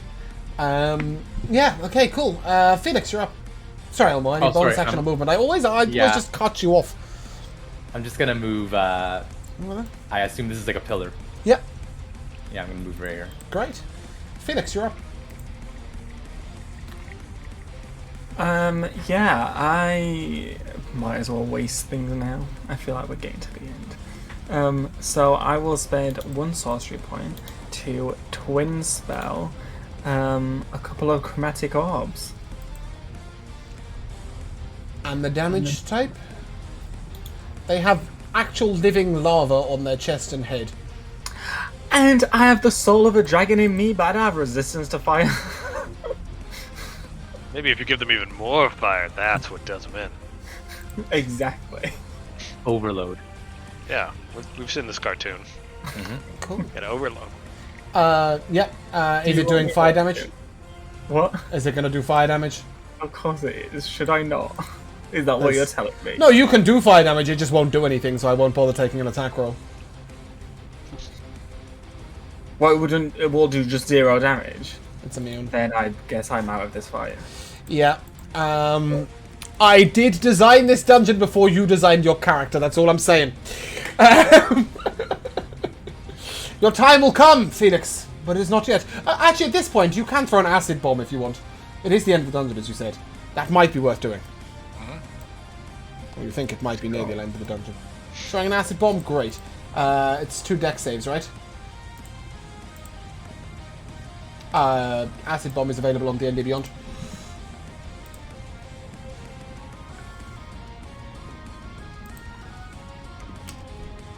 Could be, I found him. DDBM. Yeah, DC 12 dex save will take 1d6 acid damage. 1 pass, 1 fail. Yeah. Go ahead and give me a d6 of acid damage. 1. 1? Well, Yep. despite your shitty roll, you will notice that it has more effect than you would have expected. Make that what you will. At that moment, our little creepy child here... What's the movement speed? Good shit. 15, 20, 25. He can get to Bellows, though. And so he shall. 25 to hit you, Bellows? What do you fucking think? 10 piercing, and a 22 to hit. Shit, Jesus. And a 22 to hit you with the mace to the face. For a total of 18 damage, I'm afraid. 10 slashing, That's total. 8 bludgeoning. Yeah. So it was 10 and 8, not 10 Yeah. and 18. Sorry, yeah, 10 and then 8. Sorry. For a total of 18. I'll call him. Coming to help. Sorry, dude. Bellows, you're up. I hate it when barbarians get lower initiative than the enemies. I feel awful. Well, it's like nobody's doing. I'm not bear totem, so it's like I wouldn't be resisting any of this shit, even if I was. Yeah. You know what I mean? They keep doing fire damage. That's physical. All physical damage that was. No, it's bludgeoning, slashing, piercing. Oh, but the That's all lava I get. children are doing bite claw. Yeah. Oh, I thought he said fire. No. 10 bludgeoning, 8 piercing. Oh, okay. All right. Well, to even survive the next round, I suppose I better kick on the boots. So there goes that. Bonus action is to rage. Annoyingly, I can't use the bonus action of dashing on the same one when I rage, which I may have accidentally done earlier. But I will. I can't afford the reckless, I don't think. Wait a second. Let me look at one thing quick. I don't know if I can get away. If I'm not using the dash, do I get the disadvantage on opportunity attacks? I can't. The reckless gives disadvantage or advantage to them. No, it's the totem. I get it's disadvantage on opportunity attacks is when I'm raging, and it does apply whether I actually use that dash or not. It's 2 separate things. So I will simply take a regular roll at this one for a 22 to hit. Which is Yep. hit. This is a metal weapon, right? It is Sick. Cool. Very relevant to that. for 12 metal weapon damage. It is severely wounded, as you notice that as the metal touches it, it appears almost to let out a screech, as it doesn't like it. Well, That's good. not sure whether I should actually move away or not. I'm coming to you with a heal. Yeah. I think that's a conversation you could actually have in character in the moment, right? It's sort of telepathically be like, I'm on the way. Yeah, Bellows is sort of like, should I flee? And Corvus is like, I'm coming to you. You know, Come to me, Kill it Bellows. before I have to run away. So I'll stay. yeah. Cool. That leads us to Corvus. Alright, so I'm gonna pop down a little bit. As I do, I'm gonna pop the lid on my stein, and 2 of my face tentacles are gonna dip into it and come out with this glowing green goo that I'm just gonna smear onto Bellows. Nice. As I cast Cure Wounds at 2nd level. Cool. Oh, rolled 2 3s, but still 11 hit points. Nice. Any bonus action, Corvus? Nope. But then I'm gonna stand there facing down the one over here with my shield at the ready. And my tentacles waving menacingly. Yep. Like, come get some, yummy. And it will. It'll come and it'll get some. It'll make an attack at you. That's what you needed, Bellows. I just need me to get a nat 1. And a second attack. That's a 25 to hit you. Oh, that'll do. It's actually a mace. I forgot to rename it when I was remaking the character. So that's actually it's a mace. There's something interesting about this mace, but I haven't hit the right people. So yeah, that'll end its turn. Elmo, you're up. Alright, 7. Yeah, 7. Well. Got it. Yeah, it should be bludgeoning damage. I've forgotten to change it from Ah, slashing. it doesn't matter for me. Elmo. So Unless it's action, I'm going to use my action to start reloading the Boomcaster. Okay. But with a bonus action, I'm probably going to burn my last spell slot, and I think I'll play Bellows a healing melody Nice. and cast Healing Word. Look at this love being shared. It's So much beautiful. love. Ooh, for a 6. Nice. Does that end your turn, Elmo? That ends my turn. Okay. Felix, you're up. You're tossing a flask. Yeah, You have also noticed that metal hurts them. I don't know if you've got anything metal, but just a thought. I don't. Okay. So unless My dagger. unless you're suggesting I rugby tackle one of them onto their anvil, You can grapple. You can shove as an action. no. All right. Just a I'm suggestion. gonna throw the acid vial here so that it doesn't hit. Yeah. I know. I think you can aim Appreciate that it. well enough. A 6 and a 17. So go ahead and give me 1d6. And then double the damage. Another one. Another 1. Oof. Rough. Nevertheless, this creature is nearly dead. That concludes your turn, Felix. Sure does. Okay, 2 attacks on... Bloody hell. Stop rolling on D&D Beyond. I'm sorry, Bellows. They're both going to hit you. Awesome. Brutal. That's a total of 17 physical damage. So you can half it to 8. Yes. Hooray! I think that's the first time I've resisted some damage. Is it? I'm sorry. I try and use loads of different interesting enemies. I forget that sometimes no physical damage is really harsh. Do you want to hit it back? It's your turn, Bellows. Yeah, I shall try to hit it back. I think is a smart idea. Mm-hmm. I don't want to miss, so I will make it reckless. Yep. Probably good that I did for a 21. That'll hit. So that is big roll there. 11 plus 3 is 14 plus 2 is 16. Oh my god, you would have killed it from full health. Right. I wish you had another one, but I did not. Yes, it is dead. Does that conclude your turn, And, Bellows? So you have some bonus actions now, don't you? Let's hear them. Well, I don't need it. It's just a dash. I could run real far away. There's I will. a bag over I there. think, run somewhat away, and it'll have straight roll on the opportunity attack because of the reckless. But it might give our Corvus a chance to get away if I draw 17 that. to hit you? Yeah, it does. It hits. 7 mace damage. So half to 3. 3, Yeah.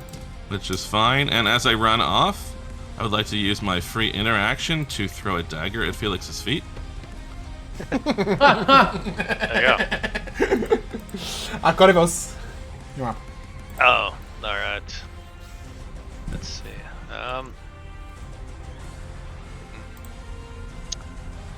Mind Blaster, go for praying stuff.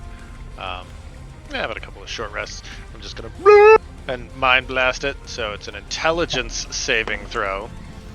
I don't know, I've just chosen to roll my dice. 11 psychic damage. That is a 5. Alright. 11 psychic damage, yeah, that's that's annoying. Alright, good. Does that conclude your turn? I'll move there. Okay. And I'm going to... because I heard it psychically. I can Yes, that's a very good idea. bonus action, recover a couple hit points through psychometabolic healing. Hey. You might or might not know in a metagamey way that it tried to opportunity attack me and burn its reaction. If you want. Yeah, I to know. burn it that way. I'm Okay, gonna yeah, you're good. between it and Felix because I'm pretty sure I still have a better AC. Yeah, fair enough. It's a 23 to hit you. It'll miss with its mace, but it will attempt to lash at you with its bite. All right, yeah, 23 will land. That's 11 bludgeoning damage. Piercing damage, sorry. That's more than I'd like to take. I can imagine. Elmore, Still up. you're up. Elmore blasting Boomcaster. Awful miss.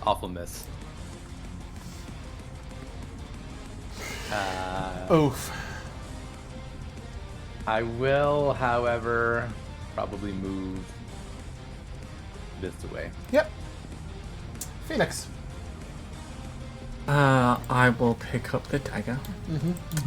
Can I bonus action pour acid on the dagger? That would corrode the dagger and mean that it was completely useless. Well, how do rogues put poisons on their weapons? Poison, not acid, that's how. Oh, what's the difference? One corrodes metal, that's the difference. Okay, fine. I'll just throw the dagger. Great. Go ahead, roll the hit.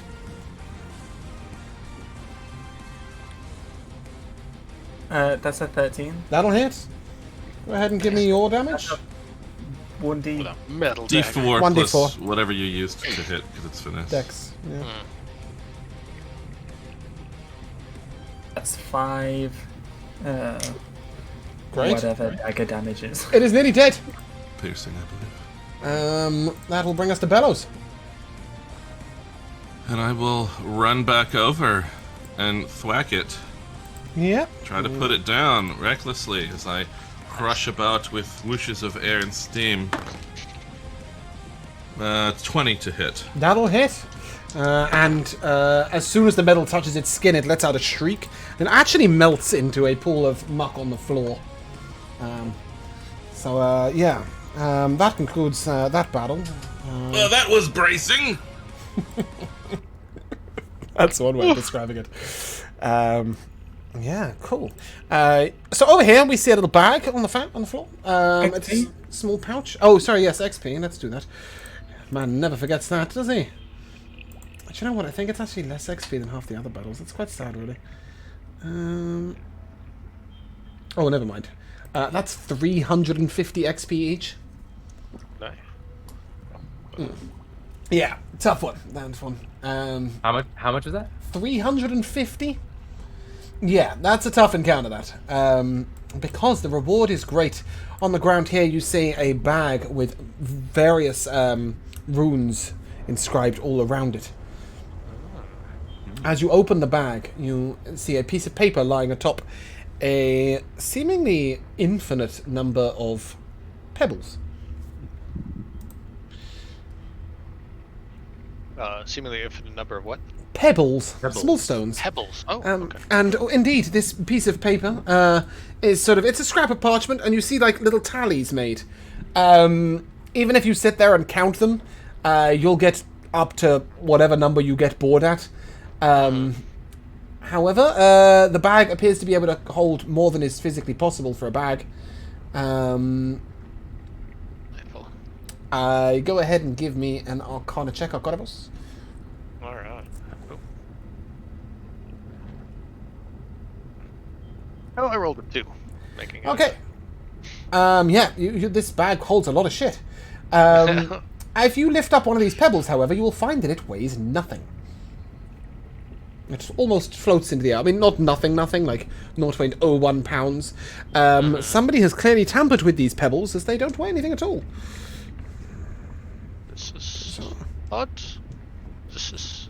I'm gonna, like, bat one over to, Bellows. Yeah, it does fall, but, like, sort of almost too slowly, like a feather, you know? There's something... It's definitely a bag of holding, by the way. You can definitely work that out. It's the pebble bit that the Arcana check failed. Yeah, there's a lot of them in there, though. If he hits me a rock that seems like it's light as air and I have proficiency in Arcana, can I give it a go? Go ahead, give me an Arcana check. I didn't know you had proficiency in Arcana. I apologize. Yeah. I mean, it's not a good stat for me, but I wanted it for the... Yeah, no, it makes sense. But it's, Oh, what do I get? A plus... I'd say I only got a 9, so... 14. Somebody has adjusted the weight of these using magic. You may intuit that perhaps those lava children had that ability. They seemed quite at home with rock. One thing you didn't notice, though I can use this Arcana check for it now, is that mace they were holding was actually reinforced igneous rock. Not metal. Because they couldn't touch the metal, could they? I will tell you for free, because I find it an interesting stat. This bag of holding contains 7,104 of these pebbles. Every single one of them has its weight change. And they're all lighter?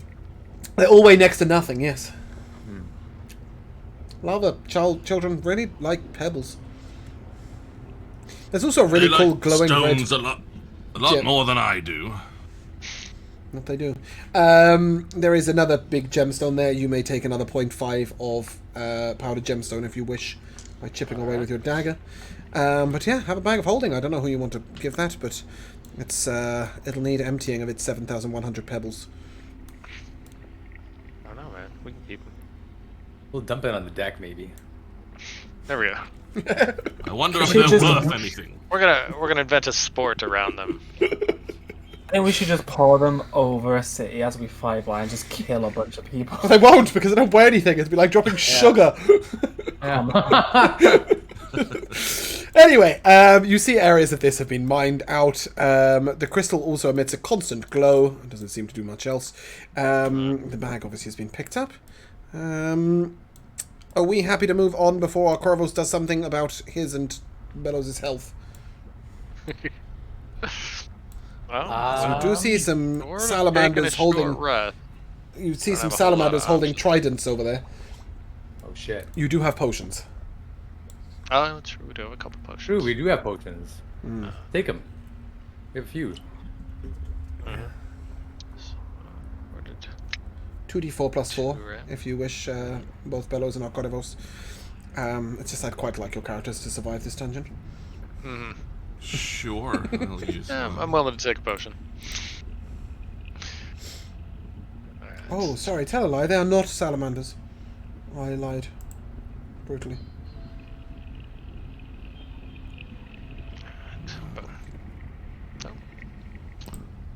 Not bad. Yeah, I'm doing alright. I'll take it. If those were actually written down somewhere, cross them off. I have them written in my notes. They didn't make it to the treasure sheet yet, but... Cool. We You also do got some see... money earlier. I still hope somebody wrote that down. 355 gold pieces. Yep, I got that. And, I'll put it in the thing here, though. You see a corpse over here. All the way over there. The guy who appears to be wearing another trench coat. And over here you see two fire newts. They're sort of 3.5 foot tall. They clutch a strange looking magical red scepter each. If you get that close, Bellows, you will be attacked. So I'm going to attack you. That's what's going to happen. Go ahead and roll initiative, guys. You were saying over here you'll see things and I couldn't see them, so I apologize. Sorry. In that That's case, fine. It's here that you guys could see everything. And I think, yeah, I'll take your initiatives, but whatever. yeah, I obviously apply your healing from your potion or whatever. I'm just missing, yeah. Yep, I got that done. There we go. Cool. Yeah. You see these creatures over there, and sort of as soon as you move close, they let out this sort of noise. Anybody speak Draconic? Yes. I do. Yes, it basically equates to die, motherfucker. Yeah. That's nice. So disrespectful. However, the first a flame flies straight over Bellows' shoulder. All right. Whoa.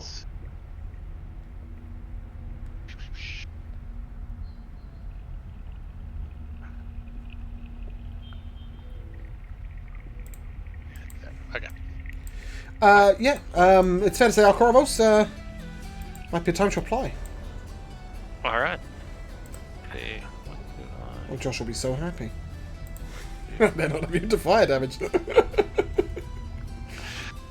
know, because I can get a lot of mileage out of this spell, I am going to summon a wisp. Mm-hmm. That is. It summons action. 2, right? I'm is that going to cast it because at you- first level. You upcasted last time, right? Okay, cool. Yeah, Yep. last time. So this time I'm just going to cast it at first level. And then I am going to back up a little bit. Okay. And then its turn, which immediately follows mine. Yep. It will. It will shoot a little force blast at. Let's go this one. Oh. Yeah, I I don't got know. there. Ooh, 24. Look at that. 5 force damage. Sorry, I missed the damage. 5 force. Fantastic. Okay. Conclude your turn. Yep. Bellows. What Are fiery these things? black areas holes or just like a? Yes, they are Just difficult colored terrain. rock. Sorry, I should have mentioned that straight away. Okay. There's a huge message on my screen that let me just do that. There we go. Yes, so they're difficult terrain to move over. They're sort of just like what do you call them? Fissures in the ground. They don't go like miles deep, but they're deep. Like 2 or 3 feet deep. Okay. Yeah. All right. I'm going to go over to. Oh, sorry. I gotta switch tools. Go over to here, and fling that light hammer at them. Go ahead, roll to hit.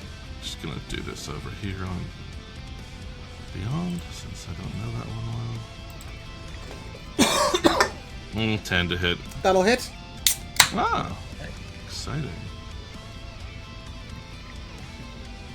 6 bludgeoning damage, A big thwack. and Yeah. then I will move back a ways, whatever distance I had left, which was. Or was I there? Yep. Got another 10 to go back. Okay. Cool. Okay. Felix, you're up. Okay. I will. You said they're not resistant. To Yeah, as you look at these, they're red in skin, but actually their scales sort of glisten with ice. You think? Okay. Which is then weird in this I- heat. Yeah, then I will use 1 sorcery point to twin spell a couple of chromatic orbs. Great. Go ahead, roll to hit. 2 attacks. Yep. Okay, so that's a 19 That'll hit. and a 16. Fantastic. Okay, so the first one will be 12 fire damage. Yep, and these are 1 at each, right? So this creature here is wounded. And then the next one is 16. Okay, they are both wounded. Nice. Big damage. Cool. You'll notice that the ice on their skin sort of cracks, and the heat of the room begins to get to them. If a lizard could sweat, that's what you're looking at. Okay? Does that conclude your turn, Felix? Hell, more, give me more. Okay, Helmor is going to move as far as he can, so if my calculations are correct, I should be able to do this spot. Pick up the bag of loot and end his turn. Oh, I Get thought out about it. No, I'm going to. I'm totally going to take a useless shot. to you. I'm going to take a shot at the furthest one. Oh, the furthest one. Yep. Okay, the one that's severely wounded. I mean, they're both Severely. wounded, but he's a lot more hurt. Yeah, go ahead. Roll to hit. Hopefully this will hit. Okay, that should hit. 21. That'll hit. Looking at a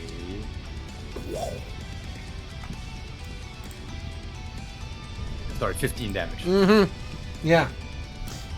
You sort of just see it just go through its throat, and it sort of just, and then it just falls on the floor in front, collapses forwards. Does that conclude your turn, Elmore? It does conclude my turn for now. Okay, well they get a turn. Isn't that exciting? The reason why I gave them a surprise attack from a range. Not very strong. 17 to hit Felix. No, that is my armor class, but I will fiery shield that. Fiery shield? What the fuck is that? Just shield, but it's... Okay, cool.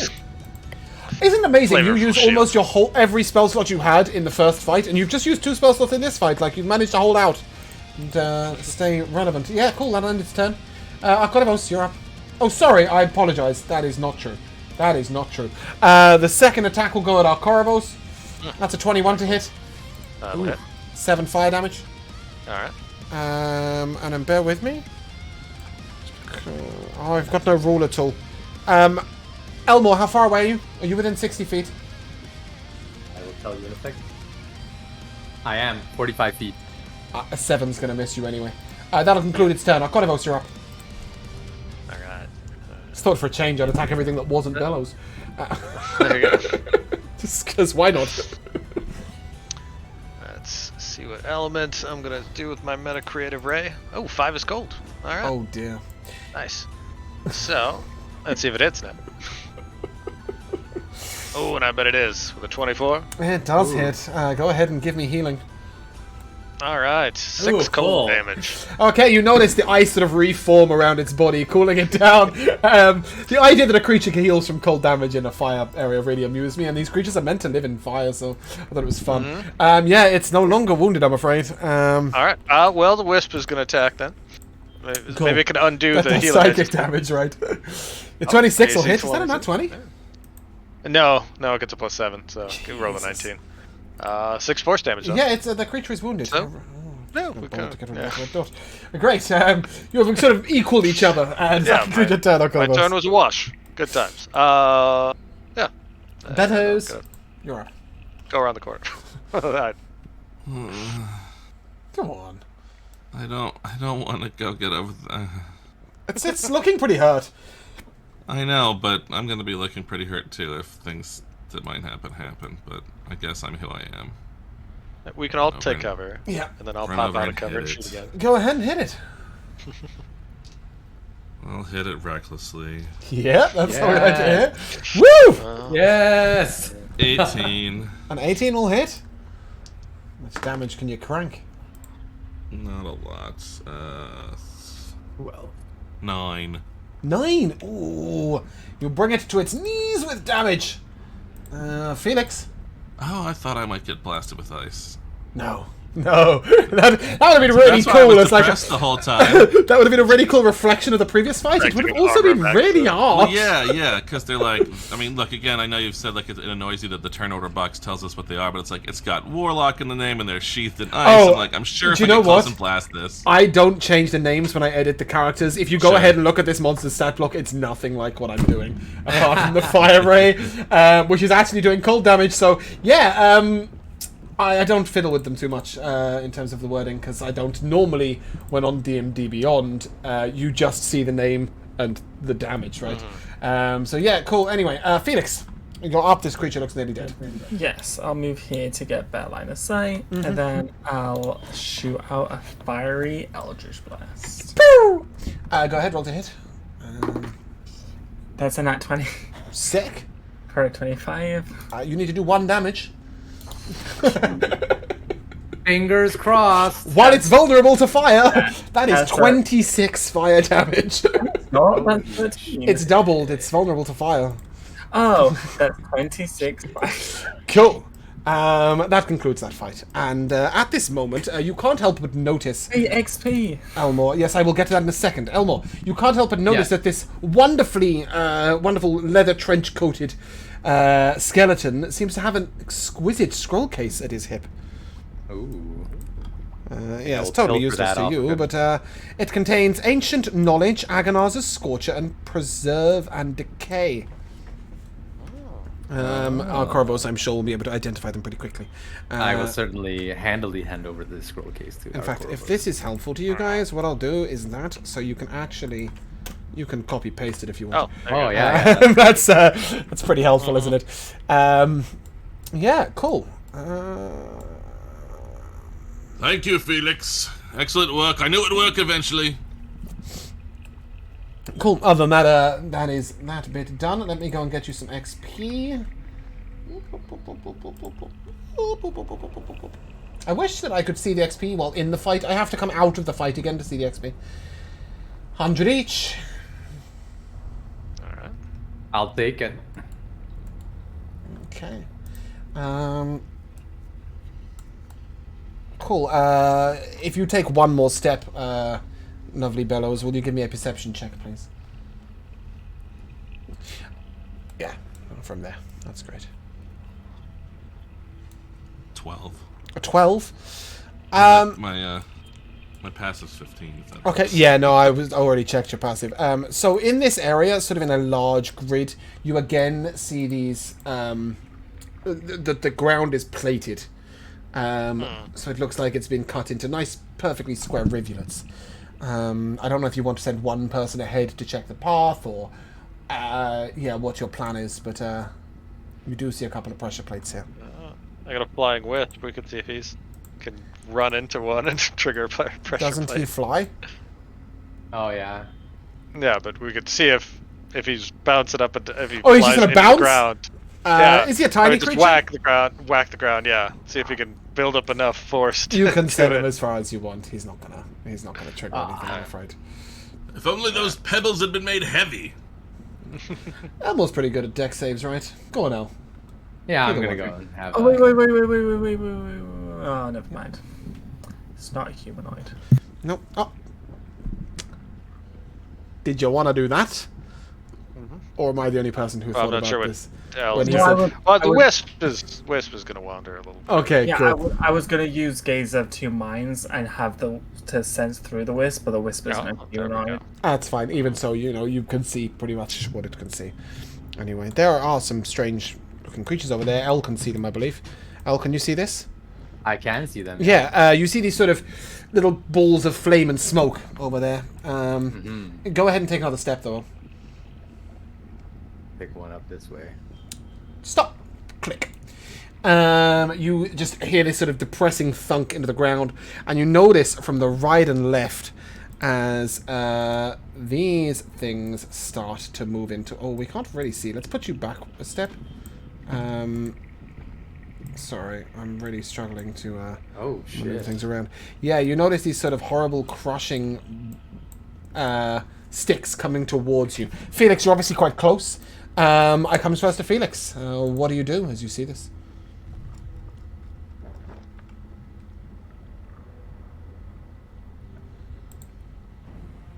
You read your notes?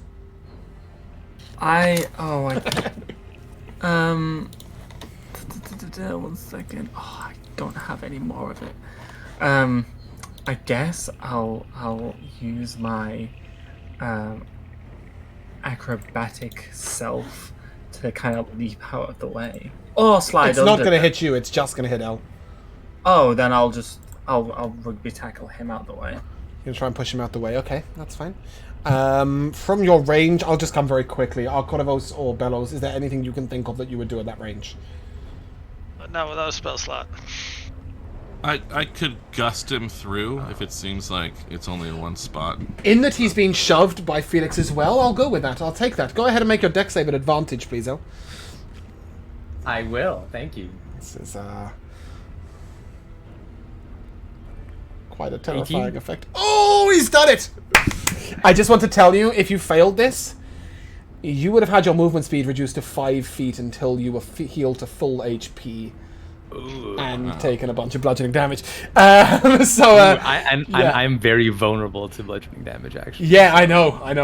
It was quite terrifying. That's why I encouraged you to go through.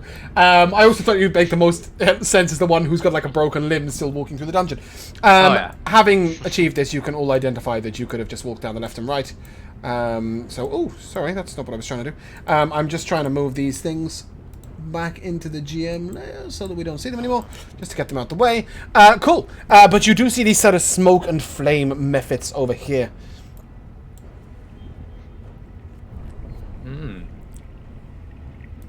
What are they doing? Sort of floating around and amorphously. Just like kind of like hanging out. I see. However, from where you are, I think. Nope, never mind. You need to take another step.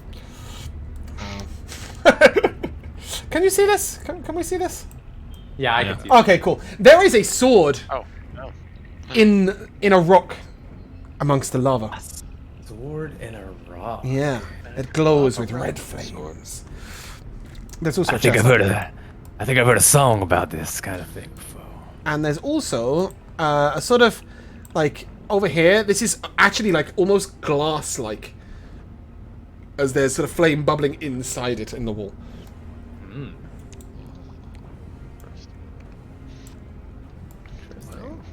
What's the plan? I'm going to try to sneak to the left. Hug this wall here. I've just looked at the perception of the enemy and trying to sneak past. Go ahead. Just go ahead. You can make a stealth check if you like. Why not? I have another nat 20, which is the second nat 20 on a stealth check. Somehow. They have a -8 to perception. Oh, nice. Beauty. As they only really have blind sight, so yeah, just go ahead, just walk straight past. Just like walking through, like strumming my guitar. Yeah. Like singing along. Just want to see what's around the corner here. Again, another bit of bubbling lava glowing glass.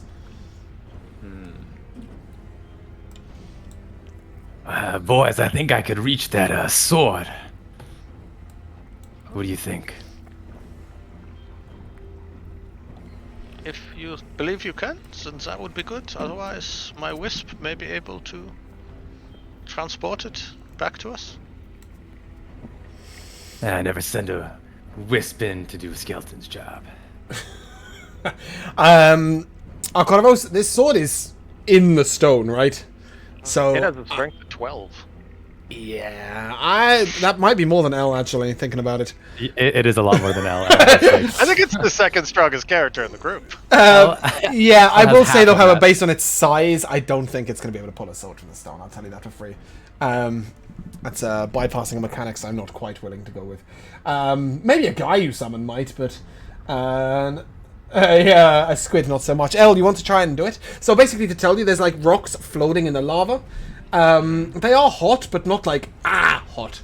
What makes this most difficult is the smoke bubbling out between the lava.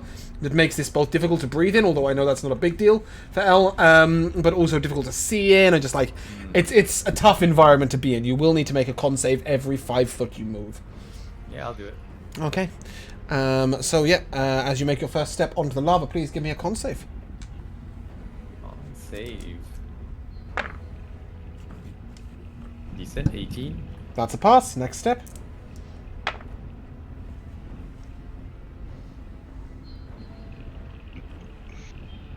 That's a nat 20. Sick. That's a pass. Next step.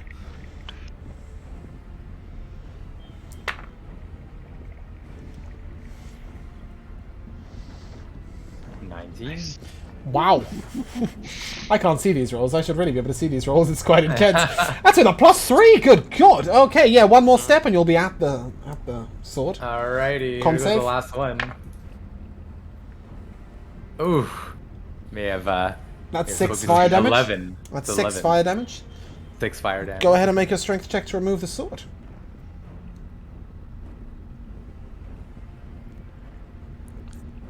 And 10. That is a fail. If you want, you can make a con save to stay here and make another attempt. Yeah, I might as well. Greed. 20. Killer of Dirty everyone. 20. Dirty 20, that's successful. Go ahead and make another strength save. That was good. I rolled One max more damage on that strength fire damage. save. Well, no, you can keep going as long as you like. And this is just hot lavaness, right? Not like any kind of flame that Felix and I could No, it's lava bubbling under the rocks. For reference, he's taking half damage and he's not struggling on disadvantage on con saves because he's a skeleton. Again, designed the dungeon before the fucking skeleton dude turned up. However, the strength check is a fail. Do you want to make another con save to stay? I mean, I'll make another con save, but I think. So one con save equals one more attempt. Okay. Yeah. Yeah, I'll take it. Sure. Go on. 15. That is a pass. You take no more damage. Alrighty. Go ahead and give me a strength check. You can do it. You can do it. I hope so. Ah, Somebody call someone stronger. He can't do it. He can't do it. You're gonna make your way back out. I think I'll. I mean, yeah, probably. Okay, but also, can you see this? Could you see this? Which? Let me see here. Yes. Yeah, sure there's a huge dancing flame monster over there. Looks really cool. Yeah. He looks like he's there to protect something cool. Con save.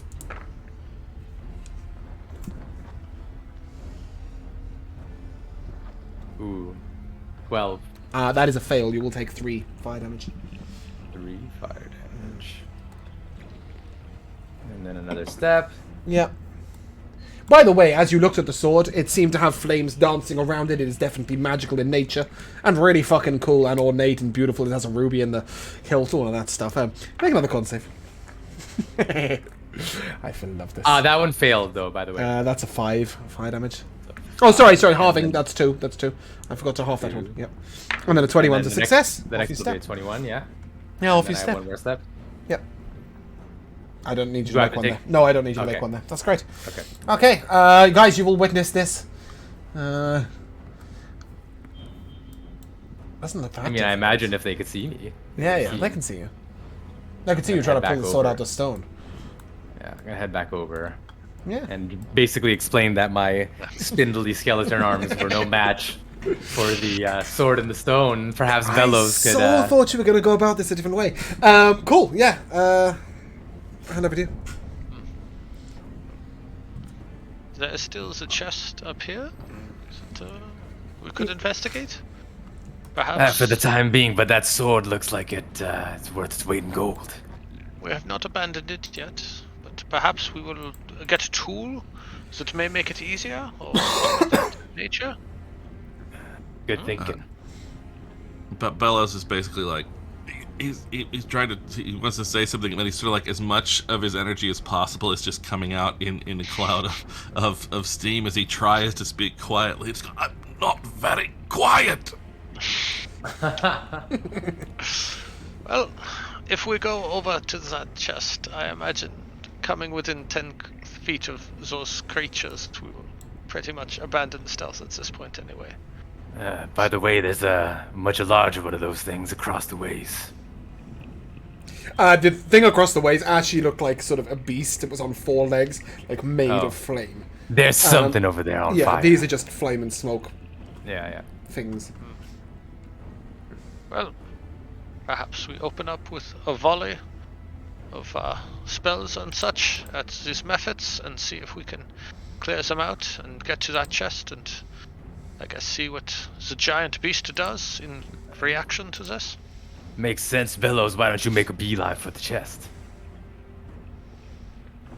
I suppose so. All right. On 3. So, sorry, just can I clarify what the plan is?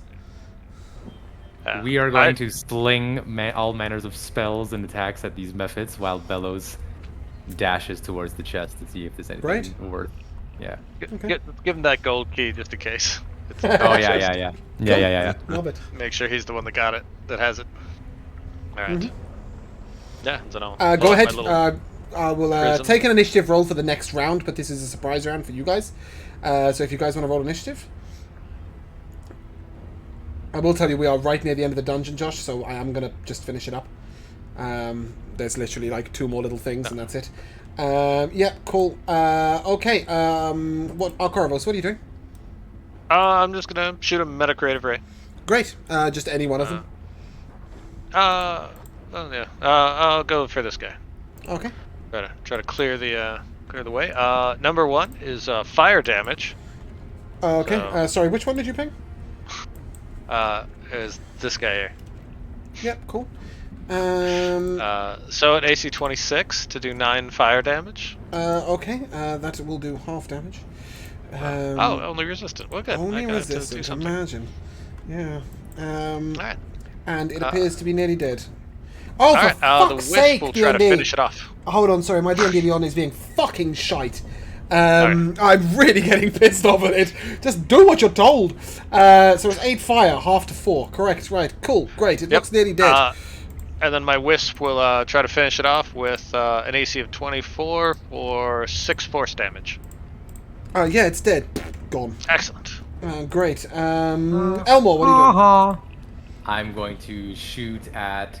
This one is like a mist one? Smoke. Made of smoke. Smoke. Okay, I think I'll probably shoot at a fire one instead. Cool. This guy in the back. That is so weird.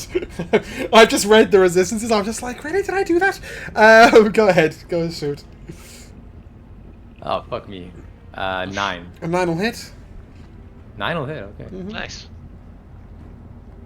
For a 6 damage. 6 damage? He's dead. Oh, which one did you shoot? The fire one, right? This one? Fire one, yeah. Yeah. Correct. Cool.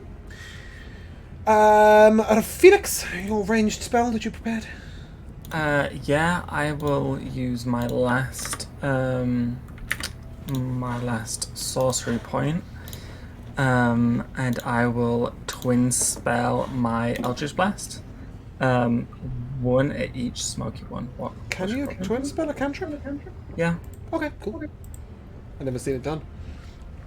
Yeah, great. You shooting up both smoke ones, Strangely, yeah? I don't think you can twin spell it after you reach level 5. Yeah, I don't think so. Yeah. But yeah, course, one right, at each. One at each. Oh no, I'll put them both at one smoky monster at this one. You can do, but you have noticed that everybody else has obliterated them in one hit. Go ahead and hit with the first attack. Twin spell you have to split up. Oh, you have to can't split do it. the Yeah, same that's thing true. Twice. Oh, okay then. Yeah. Yeah. You doing both smoke ones? Yes. God, I feel awful. Yeah, go ahead. Well, it makes more sense to hit than the fire one. It should do, right? But the fire one's resistant and the smoke one's immune. And I don't know how I've done that. I'm really sorry. But it's just how it's written. Is his Eldritch Blast really fire or just flavor fire? No, it's we made it fire damage. Fire. Partly because, sorcerers firing warlock spells is really frightening. Eldritch Blast, and partly just because it's cool and it fits his theme. Yeah, I'm really sorry, Josh, that'll do nothing. Look, it's gonna feel that much better when you take your feet at the end of this dungeon, isn't it? You know what? If you haven't already made like a frost dungeon, you better make a fucking. We just all hide behind Josh while he just burns everything in the ground. Shit. We do nothing. Exactly. Codimos, it's your turn. We just offer commentary the entire time. Oh Jesus, I you guys. Oh, sorry. Yeah, Bellows, you're just sprinting, right? Yeah, I'm just gonna run up there. I'll use my dash and I'll try to stay to the side. Okay. of those Yeah. Cool. guys, You opening the chest or just? Well, I mean, I guess if I can without an action, because I have to use my. Oh yeah, action you can to use an dash object to get over interaction. there. Yeah, sure. Then I'll throw her open. Make a dex save. Okay. I had a key. I was just like, There's- a key or not, but No, there's no keyhole. It's just a chest with an opening like I this. guess I can see this. Yeah. Well, as soon as you open it, it explodes in flame. Doesn't matter. It's a 10. It's a 10. Yeah, you will take 4 fire damage. Well, that's not so bad. No, it's not so bad. That's okay. That's not so bad.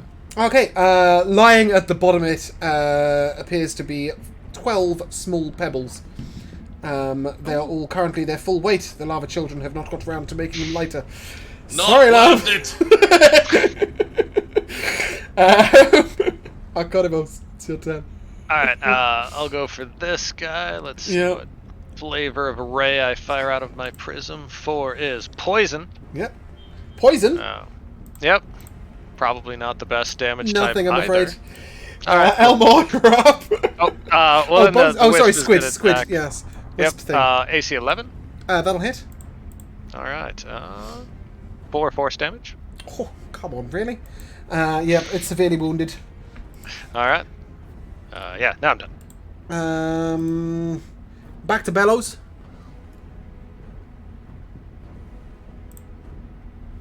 Did we skip me? Did I? I think maybe. Yeah. Yeah, sorry, Elmo. I Go on. I go after Corvus. Yep, yep. I will Oh, it's 'cause likely. I press next for the wisp. Oh, okay. I'm gonna vicious mockery the one that Bellows just sort of not the Bellows, the one that our Corvus just Does your Pride spell damage, specify yeah. Or, sorry, the creature must wisp. be able to hear? Ooh. Is it targeting a Yes. creature that can hit? I'm Yes. sorry, that'll do nothing. Come on, guys, they've got 6 HP. Fuck these things, man.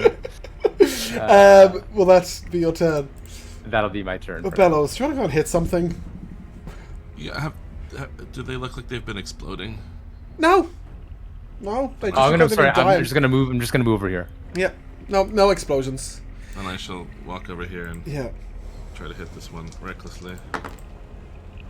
Yeah, 23 That'll hit.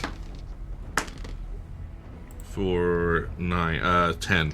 Cool, it's dead. Bludgeoning damage. Hell yeah. Does that include your turn, Bellows? Yes, it does. Felix, you noticed that the fire one before took damage from the fire. Do you want to hit that one with a firebolt or something? Sure. Or an Eldritch Blast. Yeah, or an Eldritch Blast. Go ahead. Dirty 20. That'll hit. That is 10 fire damage. Okay. Max damage. What more do you want from me? It is brought to its knees, though it doesn't have any with damage. I did not think that 5-6 HP methods were going to cause you guys so much trouble. They can't fucking hear, man. They can't hear. They're immune to fire damage or poison or resistant. Yeah, the smoke one's going to claw it. That's a roll to do damage. That's a 7 to hit you, Bellows. Is it the one near me? Didn't I kill Oh, it? sorry. Yeah, the one near you is dead. Yeah, good shout. It is dead. That leads us to the other one, which will move up. I'll use that roll. It'll miss. This one's going to come at Elmo. Yep. That's a 23 to hit you. Oh, that hits. What Yeah. is it? It's 3 piercing, 3 slashing, sorry, and 1 fire. Argonivos, you're up. All right. Let's get a damage type other. I'm gonna go for the one on Elmore. Initial it's shot. brought to its knees for with my damage. Metacreative Ray. It's gonna do fire damage, Great. but it's a fire one, so I might still be able to hurt him. Just need to do 2 damage. Resistance, AC 11. That'll hit. 6 fire damage. It is dead. Nice. Fantastic. Alright. Go on, guys. There we We've go. got this. What we needed to happen. Okay. And then the wisp will shoot at the. He'll move a little and then shoot at the smoke one. Yep. Let's see what we got here. Oop, 26 to hit. That'll hit. For 3 force. It is dead. Fantastic. Alright. Combat over. Goodness me, that was a lot harder than we thought. I'm sorry, guys. The reward is I'm gonna- not equal to the difficulty in the slightest. Bonus You action. may each take 28 XP. I just. I mean, they didn't really do any damage. It just took us. Do you know 2 the worst extra thing? rounds. Yeah, They exactly. only attacked you if you open the chest. I just left them for most of that. Right, what are we doing about this short sword, Bellows? How are you feeling about it? I mean, I don't mind walking out there and getting that. I'll go out, I'm sure I can pull it up, but I don't know about that creature on the other side. If I send the wisp with him, can it give him the help action to pull Sure. it out by like getting under the quillion and start to pull up? Okay. Yeah. All right. But you will need to make your saves as you go over. All We're right. committed to fighting this other thing if necessary. There we go. All right. No one's saying otherwise, so out I go. Okay, first con save. And you will be taking full damage, not half, right? Yeah. Just to make you aware. 10. That's a fail. You will Oh. take 3 fire damages. That is near minimum damage. Yeah, I'm probably gonna die before I get there and back, so just so everybody's aware. All right. I can stabilize you. You have a potion on you as well, right? Or did we not have potions? Do you have any potions We left? drank 2 We potions. found 2 of them, but I thought we had another one at some point. Yeah, I'm pretty sure there was Sounds a Explaining potion. that time. Could be. The That's case. success. Carry on. Let me actually check my inventory. Ah, even better. 22. No damage. Hey. And I have to go on top of it, yes? Yeah. Final one. Just 18. gonna zip over 18 and help success. you. Great. Go ahead and Okay. make your strength check with advantage. This is going to depress the hell out of Elmore. Yeah. Let's see. What is my He's just like standing there, arms 17. crossed. Oh, yeah. Ah, You are fucker. 4 above the DC. It was a DC 13 check. You miserably failed. Yeah, you pull forward the flame tongue short sword. Bear with me a second. I'm getting there. There's some music playing, isn't there? I completely forgot about that. It feels appropriate. This sword is skewered into the ground between two rocks in the lava. Well, not anymore. It's in your hand. With a bonus action, you may speak this sword's magical command word, causing flames to erupt from the blade, shedding bright light in a 40-foot radius and dim in 40 feet.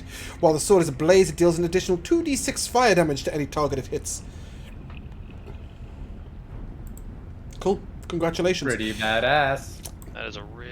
The I like it. large flame monster shall proceed towards you. Unfortunately, I think he likes it too. Perhaps we should leave this place. Yeah, I'm gonna be trying to make my way back out just to get us to the closer edge of this horrible area. Okay. Con save, save. please. Yep. Yep. 12. That is a fail. He will take 5 fire damage. Okay. Oh, rubbish rolls. This is for the next step. And it is a 21. Success. One more here. It's a 20. Great, that's a success. And I'm out. And you're out. Hey. Yeah, it may have been protecting something, you're not sure. But it certainly didn't like it with the dagger. As you stepped up, you were able to see that there was a brief path that went round to the left. You're unsure where that goes. Do we care? Does that thing continue to come towards us? Oh yeah, it's moving towards you. Yeah, no, I think we leave. Give me an Arcana Yeah, check. Arcana rolls just before you leave. Alright, God damn it. Roll a 5. 12. 12? Yeah. Unlike everything else you fought on this floor, this creature doesn't appear to be resistant to anything specifically. It is made of flame and rock. Alright. It's... You think that it might be within your grasp, but you could also just leave. It's up to you. I'm not opposed to leaving. Yeah, I mean, as it's sort of, I think you guys could beat it, but I don't know if there's any point in you guys beating it.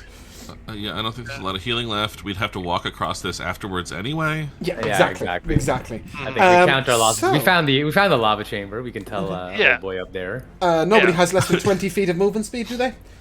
No. No. No. Great. In that case, you will outrace it to the end, Alright. and we are able to return to the outside. I'm going to go over here actually. Hey. Alright. And as we return to the Scarlet Rose, we shall roleplay that out next session, your return. However, you may take 500 XP each for completing the dungeon and coming back with the blue orb. And for completing a dungeon, you may choose a feat of your choice. Obviously, the XP you can apply now, the feat you can apply later. For those interested, Josh will be taking the I no longer can be resisted by fire damage, so that is the last time we will ever have that problem. An excellent choice. Which is, it felt really brutal because I thought you guys would do the 4 floors and then like leave the dungeon, and then he would go down there, tell you that there are monsters down there, ask you to clear it. Josh would have his fucking his feet, and then you'd go back down, and yeah, and then you just didn't happen that way. So, I had so much fun today. If you don't mind, I'm going to start with me today, as I have a little MVP for each character. I love how Bellows translates when it's frustrating, right? Like, I understand that as a player, it must have been quite a frustrating session for, like, it's like the damage type done and not knowing when to expend what. But also just, like, Bellows, when he gets frustrated, is just like, I just want to hit things! It's really quite great. I like the idea that he's quite easily agitated. At least that's how I see him.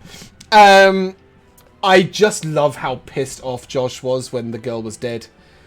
That just made my day.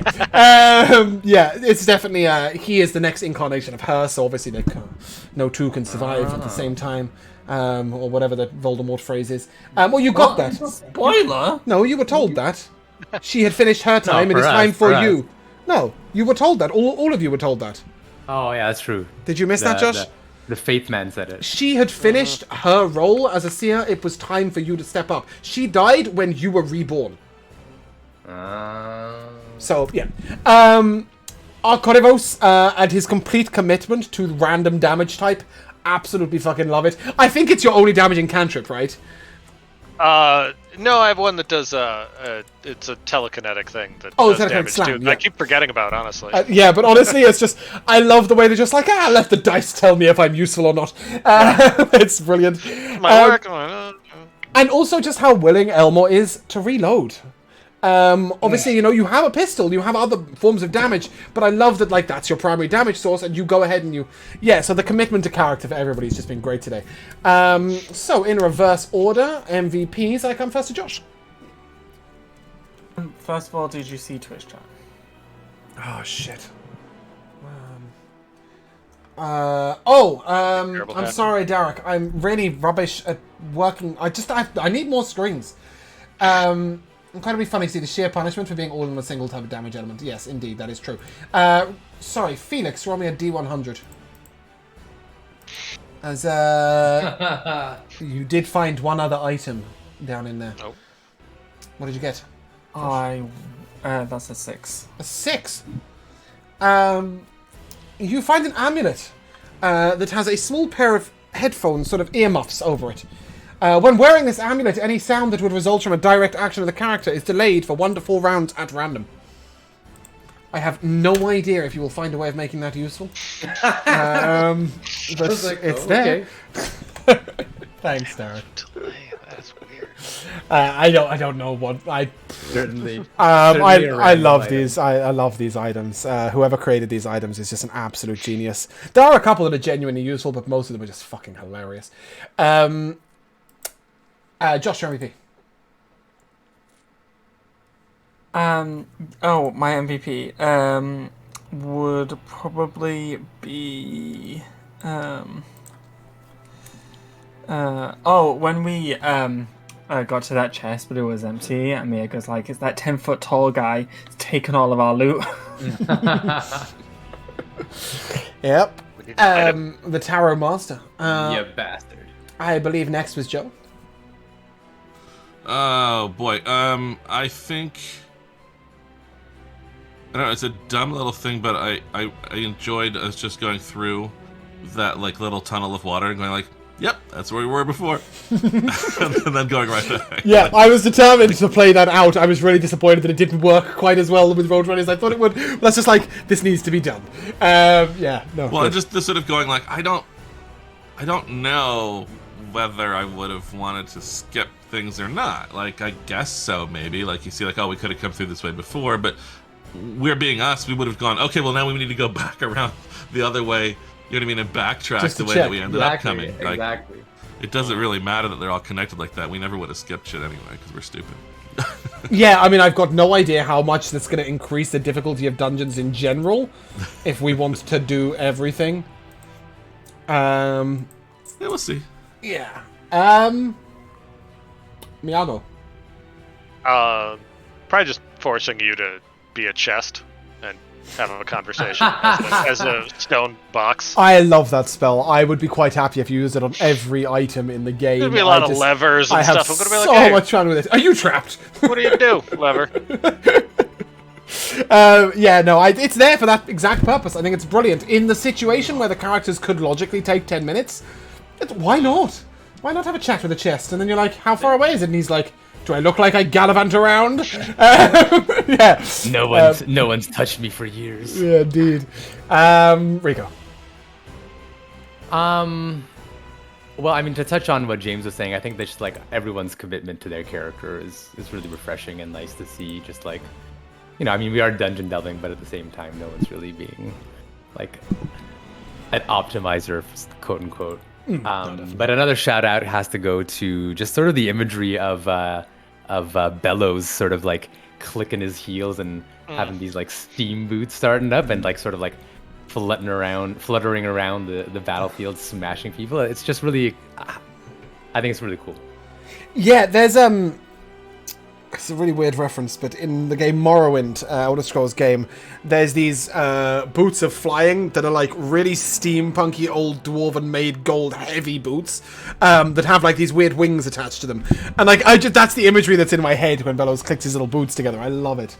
But also another little one is when we was in combat and it was Jodi's turn, and he was like, oh, I don't want to go into melee range. Yeah, I hope that the monsters keep you guessing. That's my main aim, and the reason why I use like standard monsters but then adjust stuff in their sheets is just so that, you know, we never know what to expect. It's like when Joe said, like, did these monsters explode? And I was like, what the fuck is he on about? And I was like, oh, of course, Mephits explode, like, in their original incarnation. Yeah. But I just completely forgot them. Well, I made the mistake the last time of sort of like, even though I deliberately tried to make a not dumb barbarian and made charisma lower than intelligence, I've sort of made him out to like he's gonna do dumb things. So I feel like I have to be really smart as the player behind him, or I will die. Yeah. And then I'm like, well, maybe I could have. I'm very observant. I could see if they were exploding, but anyway. Yeah. No, I just I really love it, and obviously occasionally I do make mistakes, such as smoke Mephits that are immune to fire with fire Mephits that are vulnerable, that are resistant. I just, you know, it's consistency. It's just not my thing, but yeah. No, I really enjoyed today. I hope you guys did too. Obviously, it was a longer session. Yes, and I'm very much looking forward to next week, where we won't be in a dungeon. Fancy that, maybe. Do with ourselves. Yeah, indeed. However, I think with that, we will end. We are going to be raiding Spicy Boy Charles. He's a friend of the stream and a friend of Stevo's. So if you guys would like to say goodbye... Goodbye. Adios. We shall see you soon. I set that timer going into the learning, didn't I? It was at 1.